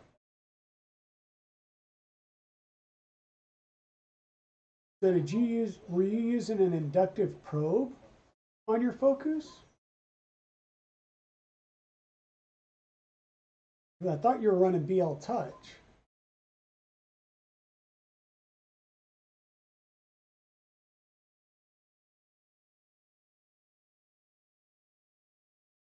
Yeah, exactly, Daddy Wazzy. I ran wheels on my ender for the first couple of years, and then I switched over to the bed. Now, the other thing I did to my bed, um, I'll flip this up, maybe you can see it, is I'm actually running a Mike 6 plate on this bed. So the bed on my ender is a 4 millimeter thick Mike 6 bed with a Canovo 24-volt heat pad on it. And I did that just because the other bed would warp, and I would, even if I um, trammed it when it was hot, because when I do my tramming, I will bring the hot end up to a minimum of 170 degrees and the bed up to full temp, and then let it sit for a little bit, and then run my, bed screws adjust or manually tram the bed. Um, I just think that gives a better overall tramming than doing it cold. I mean, when you're doing it at first on a brand new printer, yeah, do it cold just to make sure that it's close. But yeah, heat things up and then do your bed tram, because that'll make it a lot closer. And then from there, when you do your, if you have a probe and you're doing a bed mesh, it'll be able to solve the rest of it.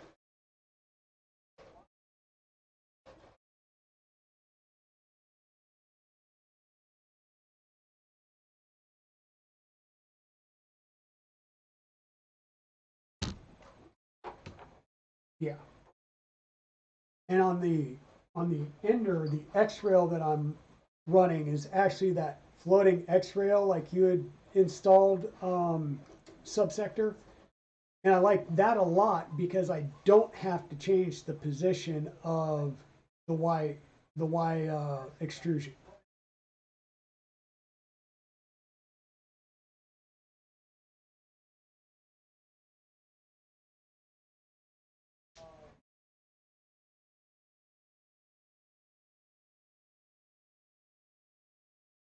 Yeah, BC, and that's the thing. The other side of that is I'm running standard flow hot ends on everything. So I have a micro Swiss all metal on the Ender 3. Um, I have Revos on 2 of my Mark IIIs, on the D-Bot, on the Switchwire, a Revo now on the Prusa Mini. And this is going to get a Revo as well. And those are pretty much standard flow nozzles. You know, until they come out with the high flow nozzles, which will just have a different internal geometry and probably some added coatings to it, I won't have any type of high flow. My Voron V0 is a standard Dragonfly. The only one that I have that's a high flow nozzle is Mercury Rising, which is running a Dragon high flow nozzle on it. But even then, I'm not pushing it at speed, so I'm not really, I'm not trying to go high flow and all that. At most, I'll raise the temp up because I'll have a steel nozzle or, you know, a hardened nozzle on it. Or when I do print a little bit faster on some of my faster profiles, then yeah, you have to crank up the heat a bit.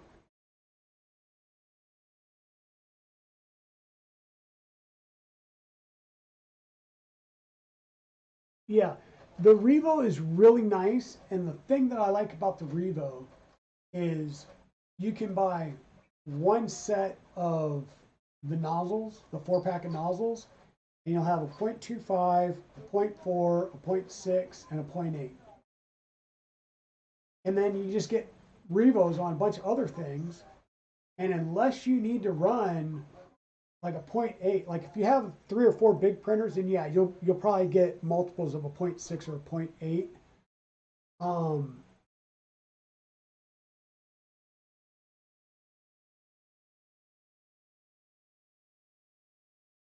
All right, sorry about this. Give me 1 second, gang. I'm gonna try and see if I can't go into Twitch settings and peel that moderator back some because it's just getting obnoxious.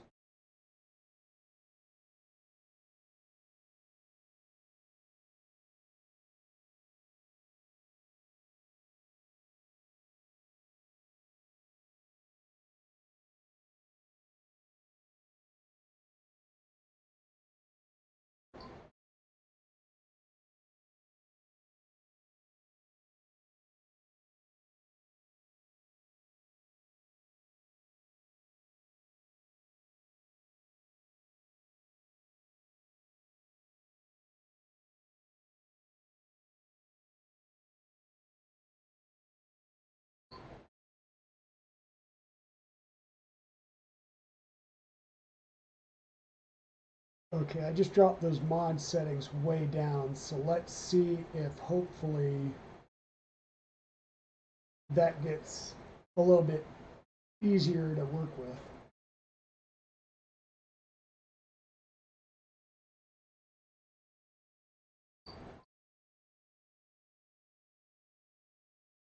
Okay, let me get caught up on chat here.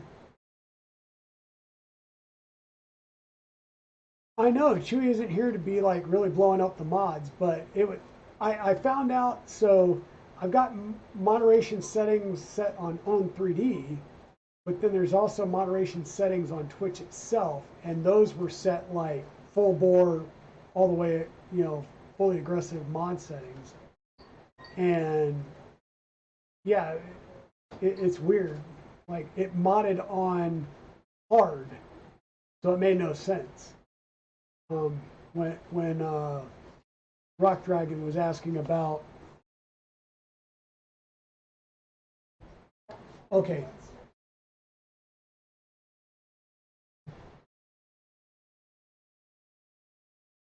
is it all right?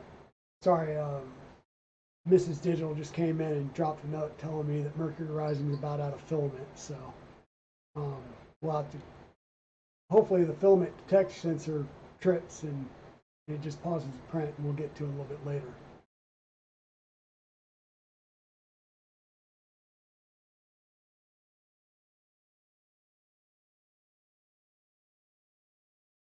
Yeah, the mods attack.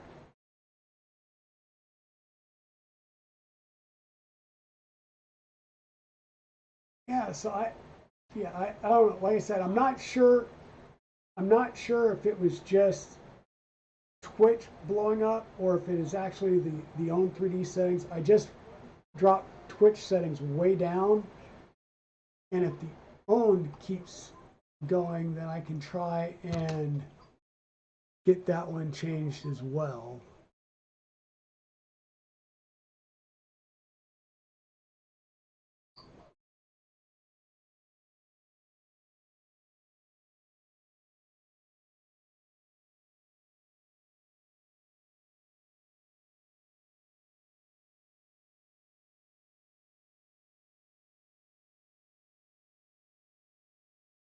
Give me 1 second to try and see if I can't pull this back, because yeah, that's getting even worse.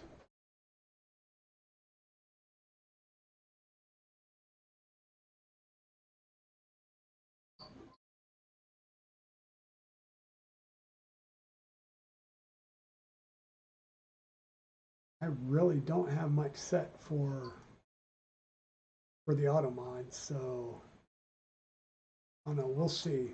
We'll see if we can get it dialed back slowly but surely. Get ads for Potty Mouth. No, no ads yet.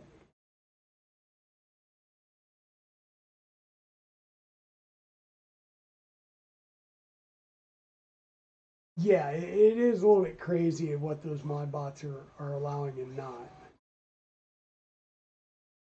So what's left on the Switchwire? We've got to get the gantry finished. And once we get the gantry finished, which once again, I'm going to have to order another linear rail, which I could probably get here for Tuesday's stream and get that added for the actual gantry.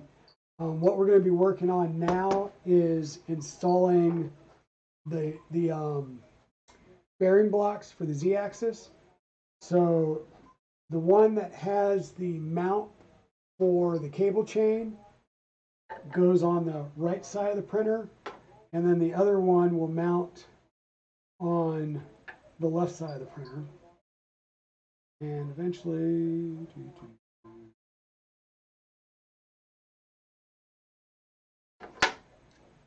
orientation will mount like this.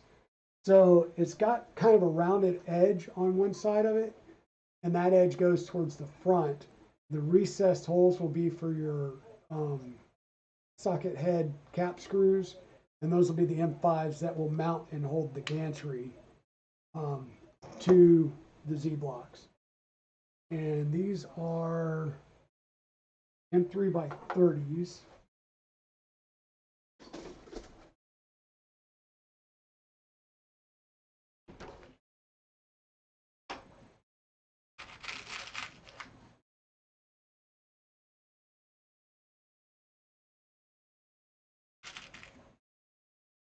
Like I said, my disorganization is kind of crazy, and I've got some M3s in one bin, M5s in another. Every bin is pretty much a different size because every time I go to the store, they've gotten rid of last year's bin, and this year, or this season's bin, is slightly different size.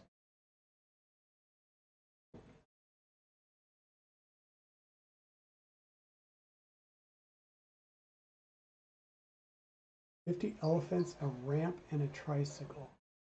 Oh, wow.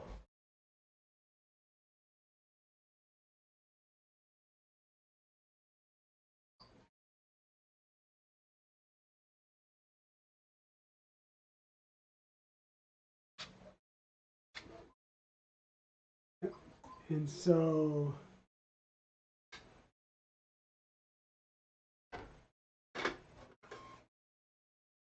these will go ahead and mount to the linear rail trucks. So what I'll do is I'll get one started. I'll go ahead and get them all started. And then when you tighten these down, it's best to do it in a crisscrossing pattern where you go corner to corner, and you tighten them down a little bit at a time. You don't like crank one down and then go to the next. A little more time consuming, but that way you don't you know, induce any warping, hopefully, onto those carriages.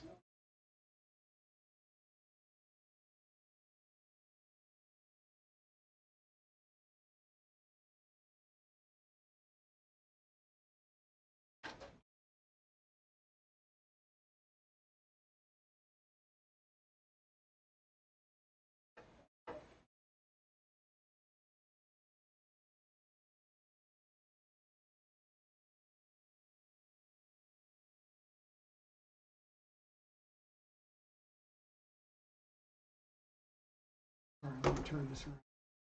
You might be able to see what I'm doing. So once again, these blocks, they're mounting with 4 M3 by 30 screws.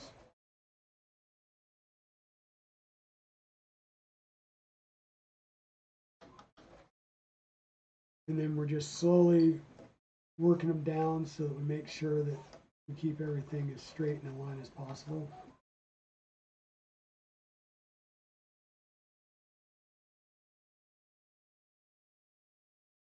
And printed parts in these carriages, you know, the screws don't sink down into them too far, so definitely don't, you know, give the full Monty Ugga-Duggas on these, because you don't want to split the printed part or damage the carriage.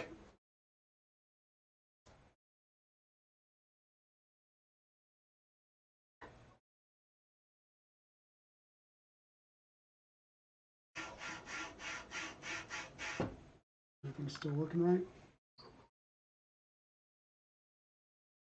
Hey Titan Gamer, how's it going? Thank you for joining us on this fine Saturday morning.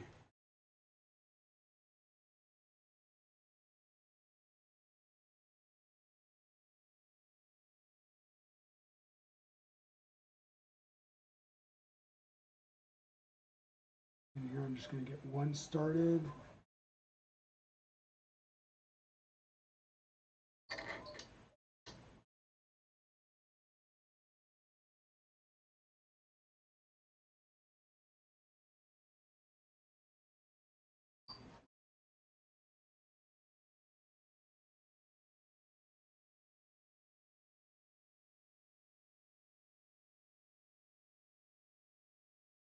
So this new driver set, like I said, is really good.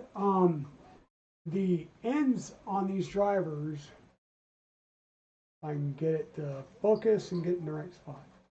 So the ends are very, very crisp, and straight, which makes them, one, it's hard to get them in to the heads, but once you get there, they're just really good. I have no fear of stripping a head out of anything other than maybe a set screw. But these are definitely going to help you keep from rounding over or stripping out a set screw.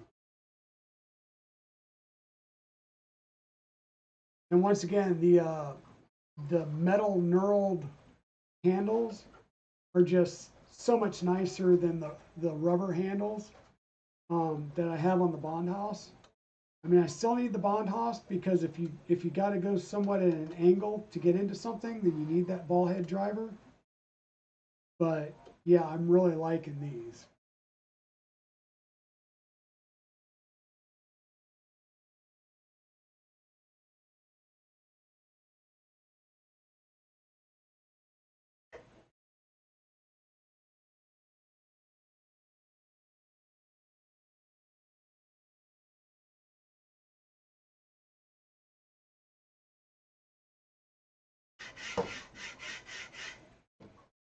Okay, that's done. And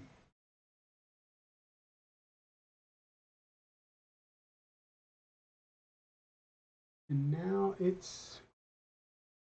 will be the X-axis installation, and these will use M5 by 40. Where did I stick?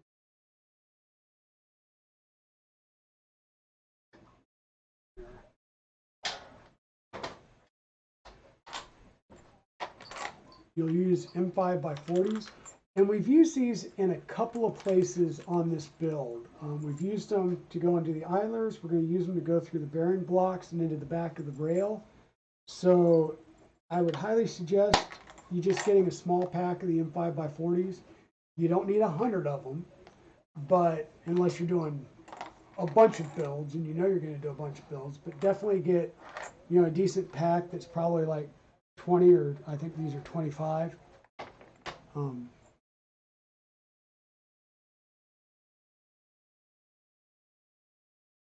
Yeah, I haven't had any issues with the bits slipping in the handles. There is a set screw in the handle on two sides, and so the nice thing is that lets you back off the set screws, and you can make the driver length shorter or longer, and then just tighten the set screws back up. But I haven't had any problems with any of those, you know, with any of the set screws coming loose. So what we're going to do now,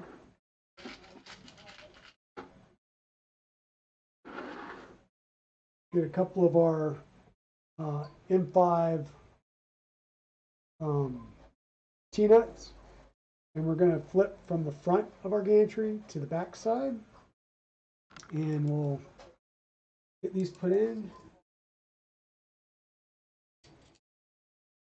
And on this side, or in this case, with as close as these are, you'll want to orient them so that the holes are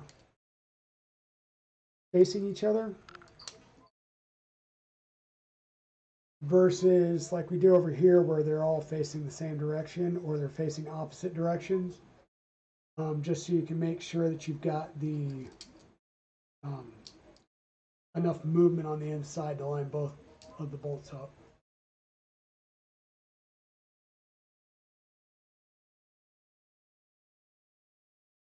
And so what I did was I went ahead and put a bolt on the outsides, and that way that gives me the ability to then adjust the inner ones, but I'll try and line up the outer bolts just so I can get them started.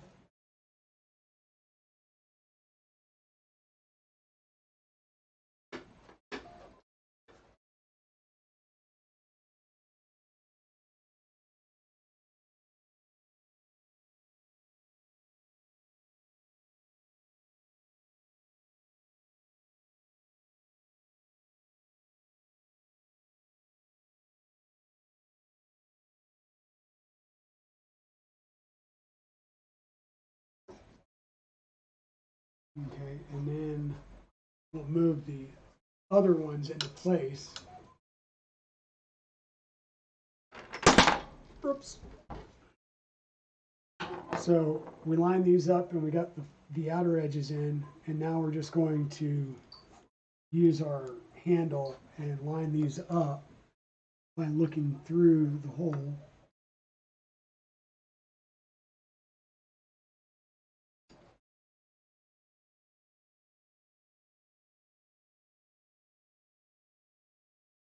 You go just too far, then you can just go through the hole and move it back.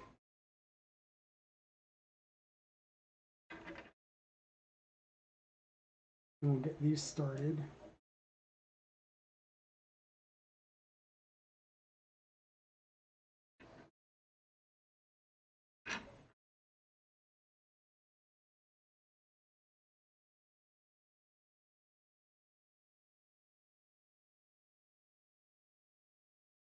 Now at this point, the frame itself, or the gantry itself,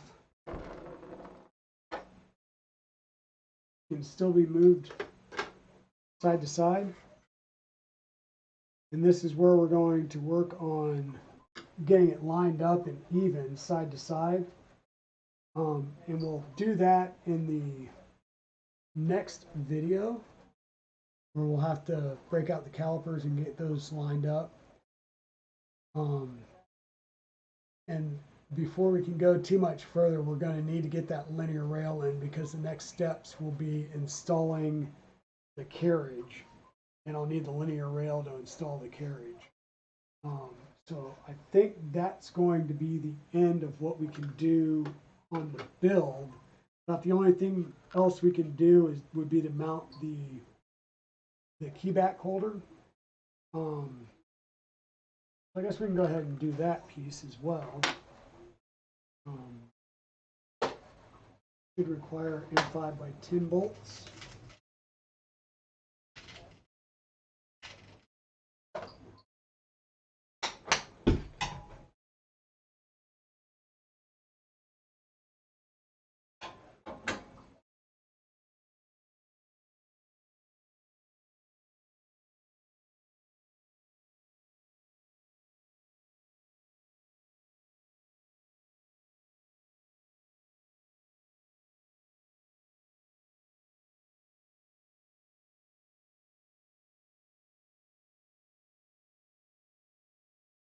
Yeah, the money and the complexity. The good thing is the instructions are pretty good if you're okay with some exploded view drawings. If it really comes down to the cost, and that's the thing with like the ender wire. These ender frames that I've been using to do these builds, I'm getting them from eBay. They're used printers, and I get those knowing that for the most part, I'm tearing it all the way down to its bare bones. And the things I will probably use definitely is the frame, and I can reuse as many of the motors as I feel like it.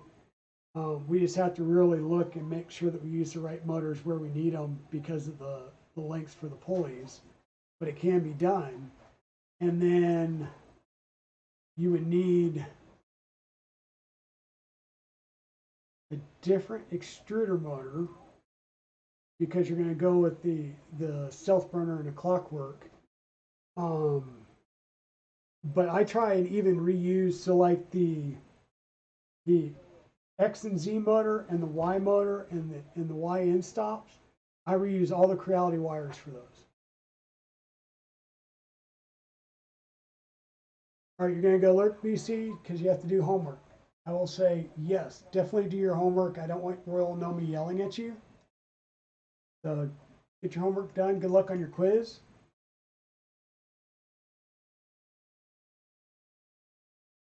Yeah, I thought I had kicked the auto mod, so I don't know why it's still doing it. It may not reduce some things in the middle of the stream. I don't know, but I will basically, yeah, I will turn off all the auto mod. The only thing it should be auto modding on right now would be all caps and the nothing but string characters. Everything else, I mean, I've tried just now everything's turned off from an auto mod perspective. So yeah, we'll see if that cleans it up or not. Once again, we'll mount this with a couple of M5 by 10 screws. We'll need to go ahead and get some nuts in here.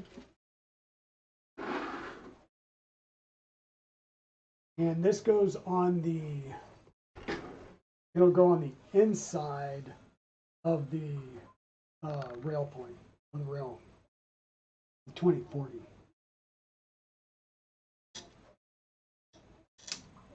Okay. And on this one, just to make sure that you're not seeing them, what we're going to do is put in the nuts so that the holes are facing up and down, and that way the bulk of that T-nut will be right here in the middle because we have plenty of room between the two fasteners.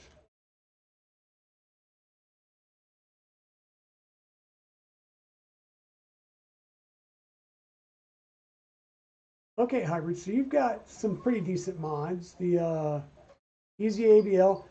So the only issue I have with the TH3D Easy ABL is just its size. Just those 8, 10, and 12 millimeter inductive probes just look weird to me sitting off of a hot end. I'm actually using a Pinda probe on mine. Solid bed mount. So on your solid bed mounts, did you actually just like use the solid spacers like you would on a Prusa, or are you using the silicone rubber bed mounts?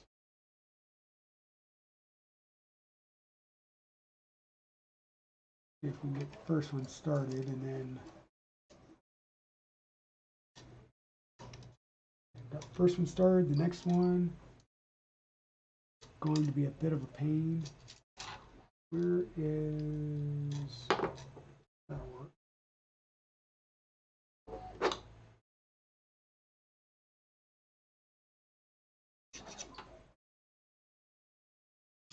Seriously.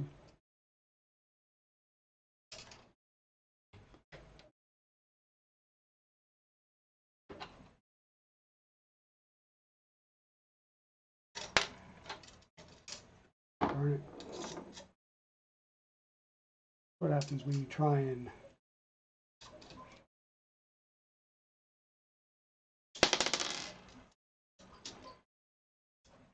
get that in there, and I'm just going to put something underneath it to keep it from dropping it all the way down and out.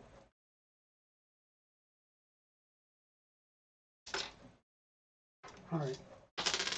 Or we're just going to put it on the side because that way we don't have to fight gravity.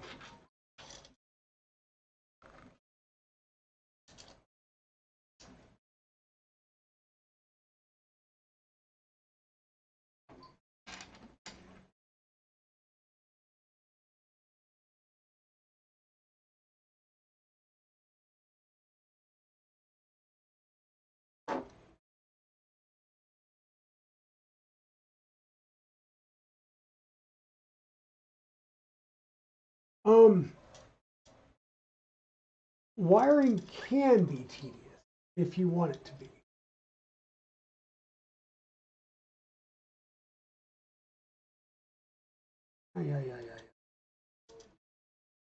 Apparently so is mounting things when you mount them upside down.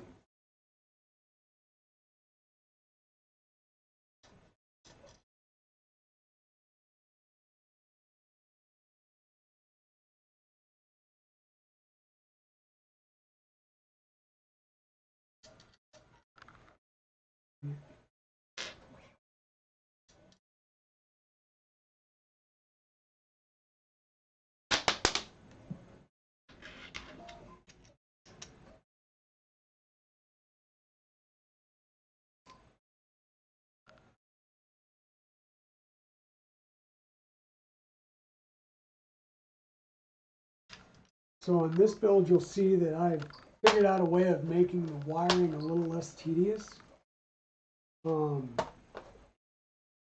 Because what we're going to do is on the tool head, so on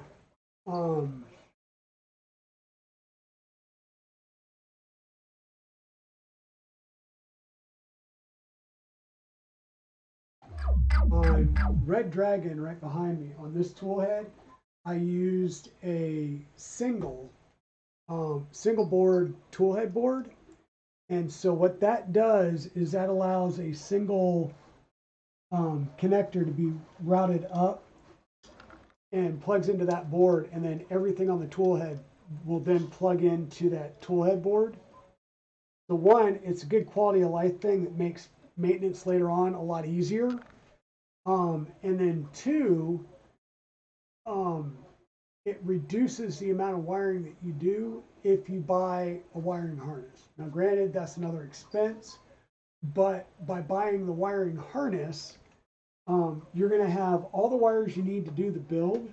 They're already at the right length because you can get it specific for the Switchwire. And then, yeah, you'll see it's so much easier to do the wiring when we get to that stage.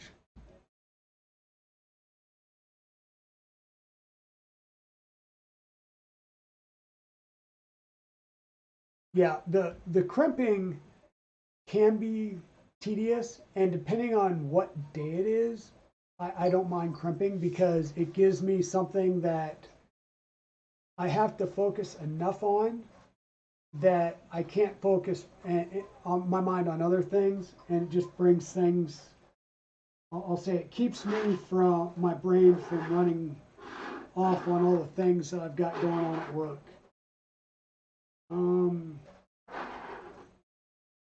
Oh, I need to grab the key back mount.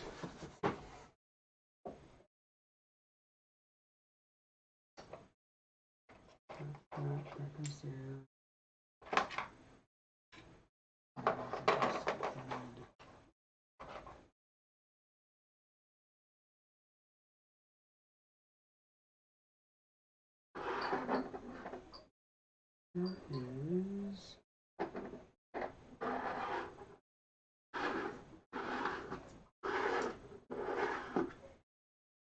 Okay, so mounts there.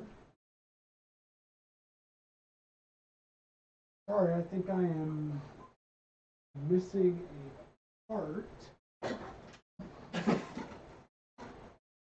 So I may have another print to do.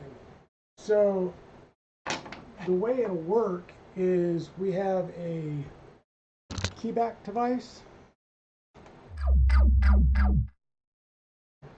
So we have a keyback device, and the design, it's designed to for people that have a lot of keys, for like maintenance people or whatever, and it's got a lot of tension to it. And what we're going to do is we're going to mount this and use this to provide a counterbalance to the weight of the tool head and the gantry, to keep the gantry from falling down.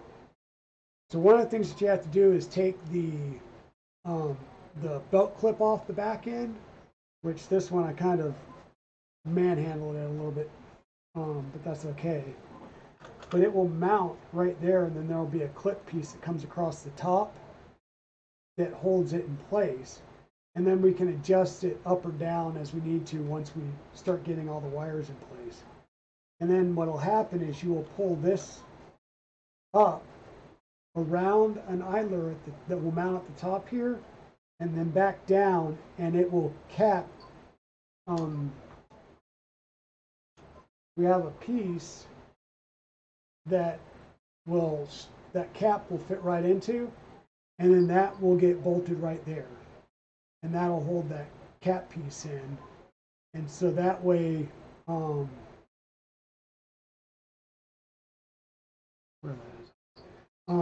but yeah, that way it'll give us the counterbalance that we need for the tool head. But like I said, I think we're at a stopping point now, simply because I need to go find or print that keyback piece, and I really could swear that I printed it. And then when we come back on Tuesday, we'll have the linear rail mounted, and we'll be able to continue on. And shortly after that, we'll mount the carriage to the X gantry, and we'll be able to run the belts. And then after that, we'll start into building the stealth burner tool head.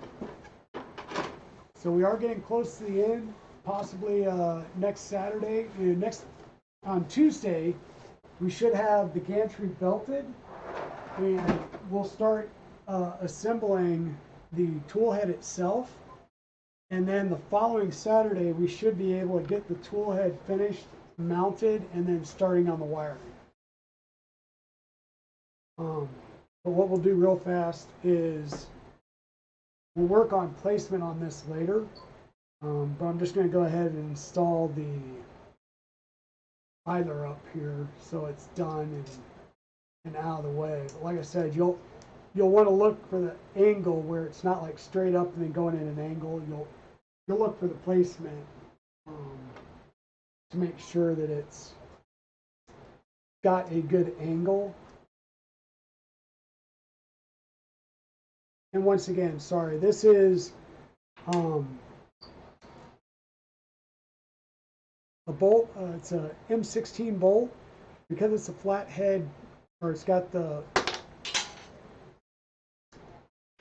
bolt down. Give me 1 second.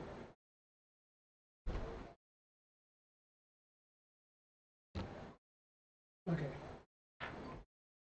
Because it's a button head screw and it has the flange, you don't need to add a washer to this side of it. So it's just straight in. I'm sorry. It's just flange bearing, the other flange bearing, and you will want to put a washer against the other side.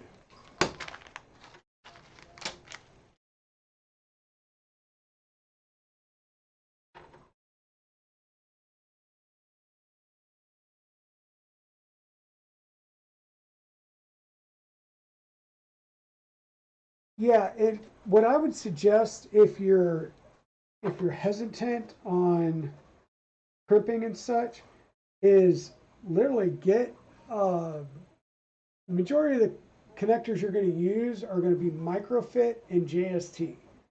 And I would suggest getting a set of JST connectors and pins.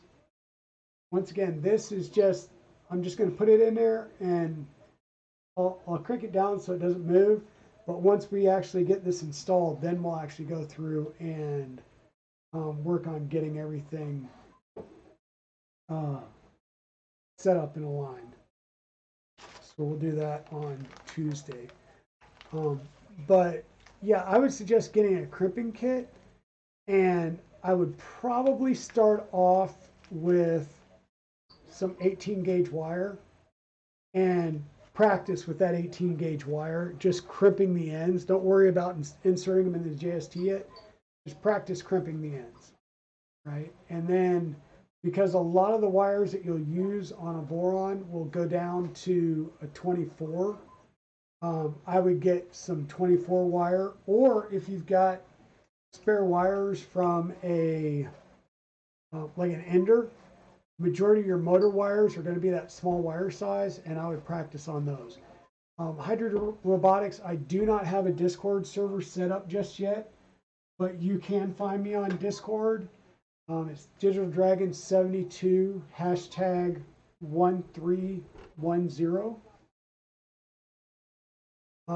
And I'm on, Westry's Discord, Modbot's Discord, the Voron Discord, the Zero G Discord, Subsectors Discord. So I'm in a lot of different Discord groups. I just have not set up a server yet.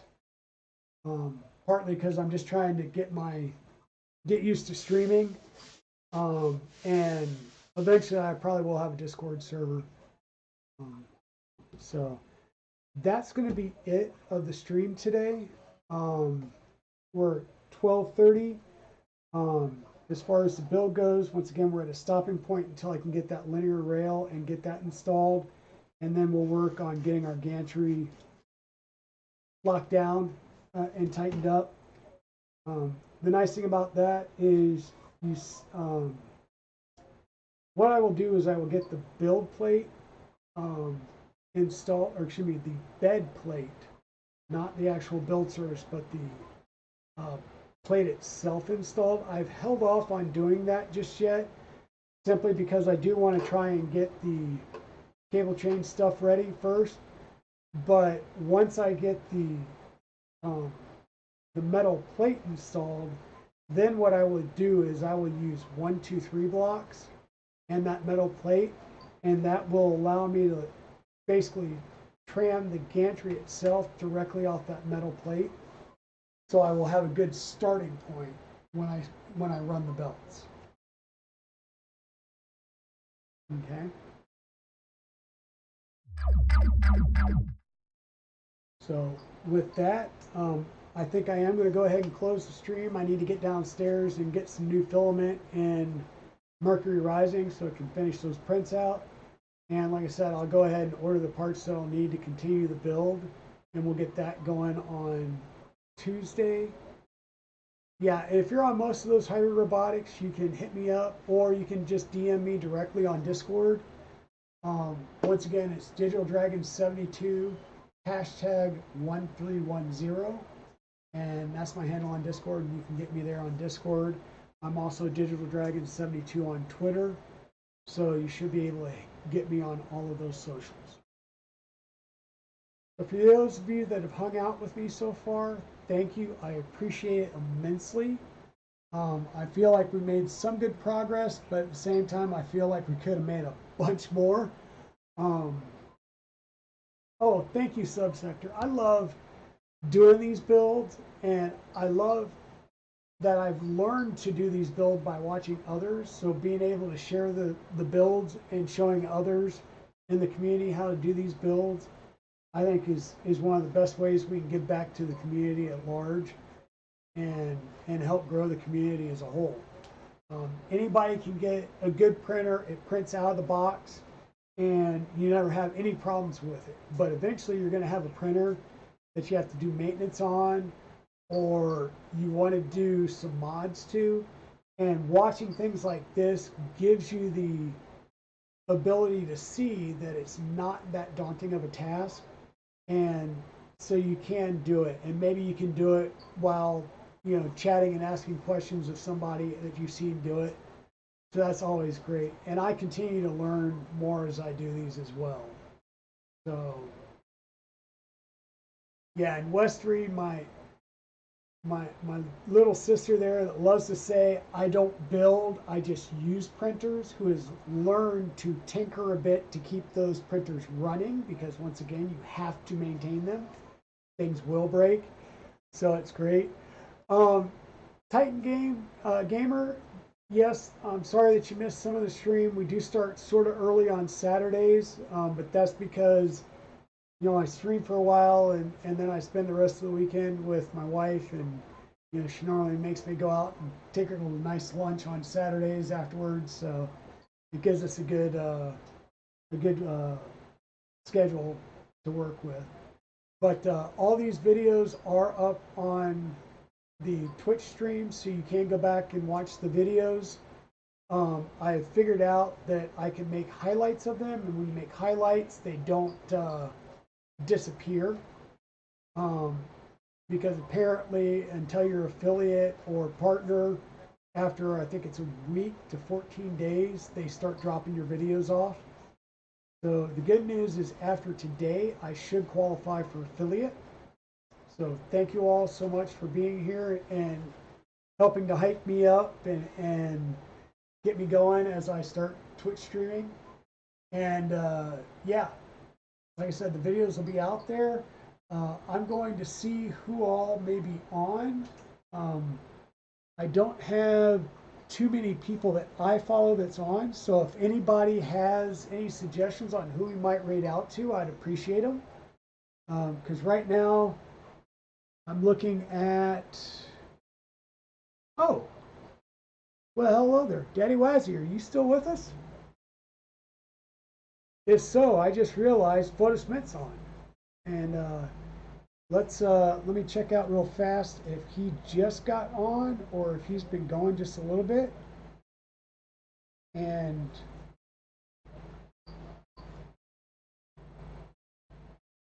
well, all right, there you go. I think he is currently streaming some prints right now, but I think we'll go over to Photosmint. He's also doing a fundraising for the Malala Fund. I'm not sure what that is, but Photosmint is a fantastic artist, and he does so much for the community as far as providing his busts and various prints and STLs out there. He's got a lot of them for free. He's got his own community channel, I believe, on printables right now. And he's been making so many of his models available on printables now. And I know Daddy Wazzy has been streaming up to 4 printers at a time, and he's doing nothing but Photosmint prints right now. So that's why I called him out to see if he was still on. But I think with that, we're going to raid into Photosmint. thank you so much for hanging out with me today and helping me grow the community and joining me as we do this build. And we'll be back here Tuesdays at 5 p.m. Eastern Time. And again, Saturdays at 10 a.m. Eastern Time once again. There will be in 2 weeks, I may or may not stream. My boys are flying in on the Friday. So we'll see how jet lagged they are, whether I get up and stream for a short bit. Maybe we don't mess with the printer. Maybe it's just more of a chat and chill session. Go over some of the recent prints that we've been doing. But we'll see on that. And that'll be February the 11th. And if we decide to cancel that, I will cancel it on the Twitch stream schedule, as well as make a Twitter announcement. But yeah, I'm going to set up and we're going to raid over into Photos Mint. Thank you all for being with me. Please, please, please go with me as we raid over to Photos. And yeah, check him out. If you're not a follower of him yet, please follow him, not just on Twitch, but on Twitter and some of the other imprintables and stuff. He is a great artist. He makes a lot of really good models that are great to print. And with that, thank you all so much for being out here. I'm going to go ahead and hit the button and we're going to start the raid. And join me over there, show some love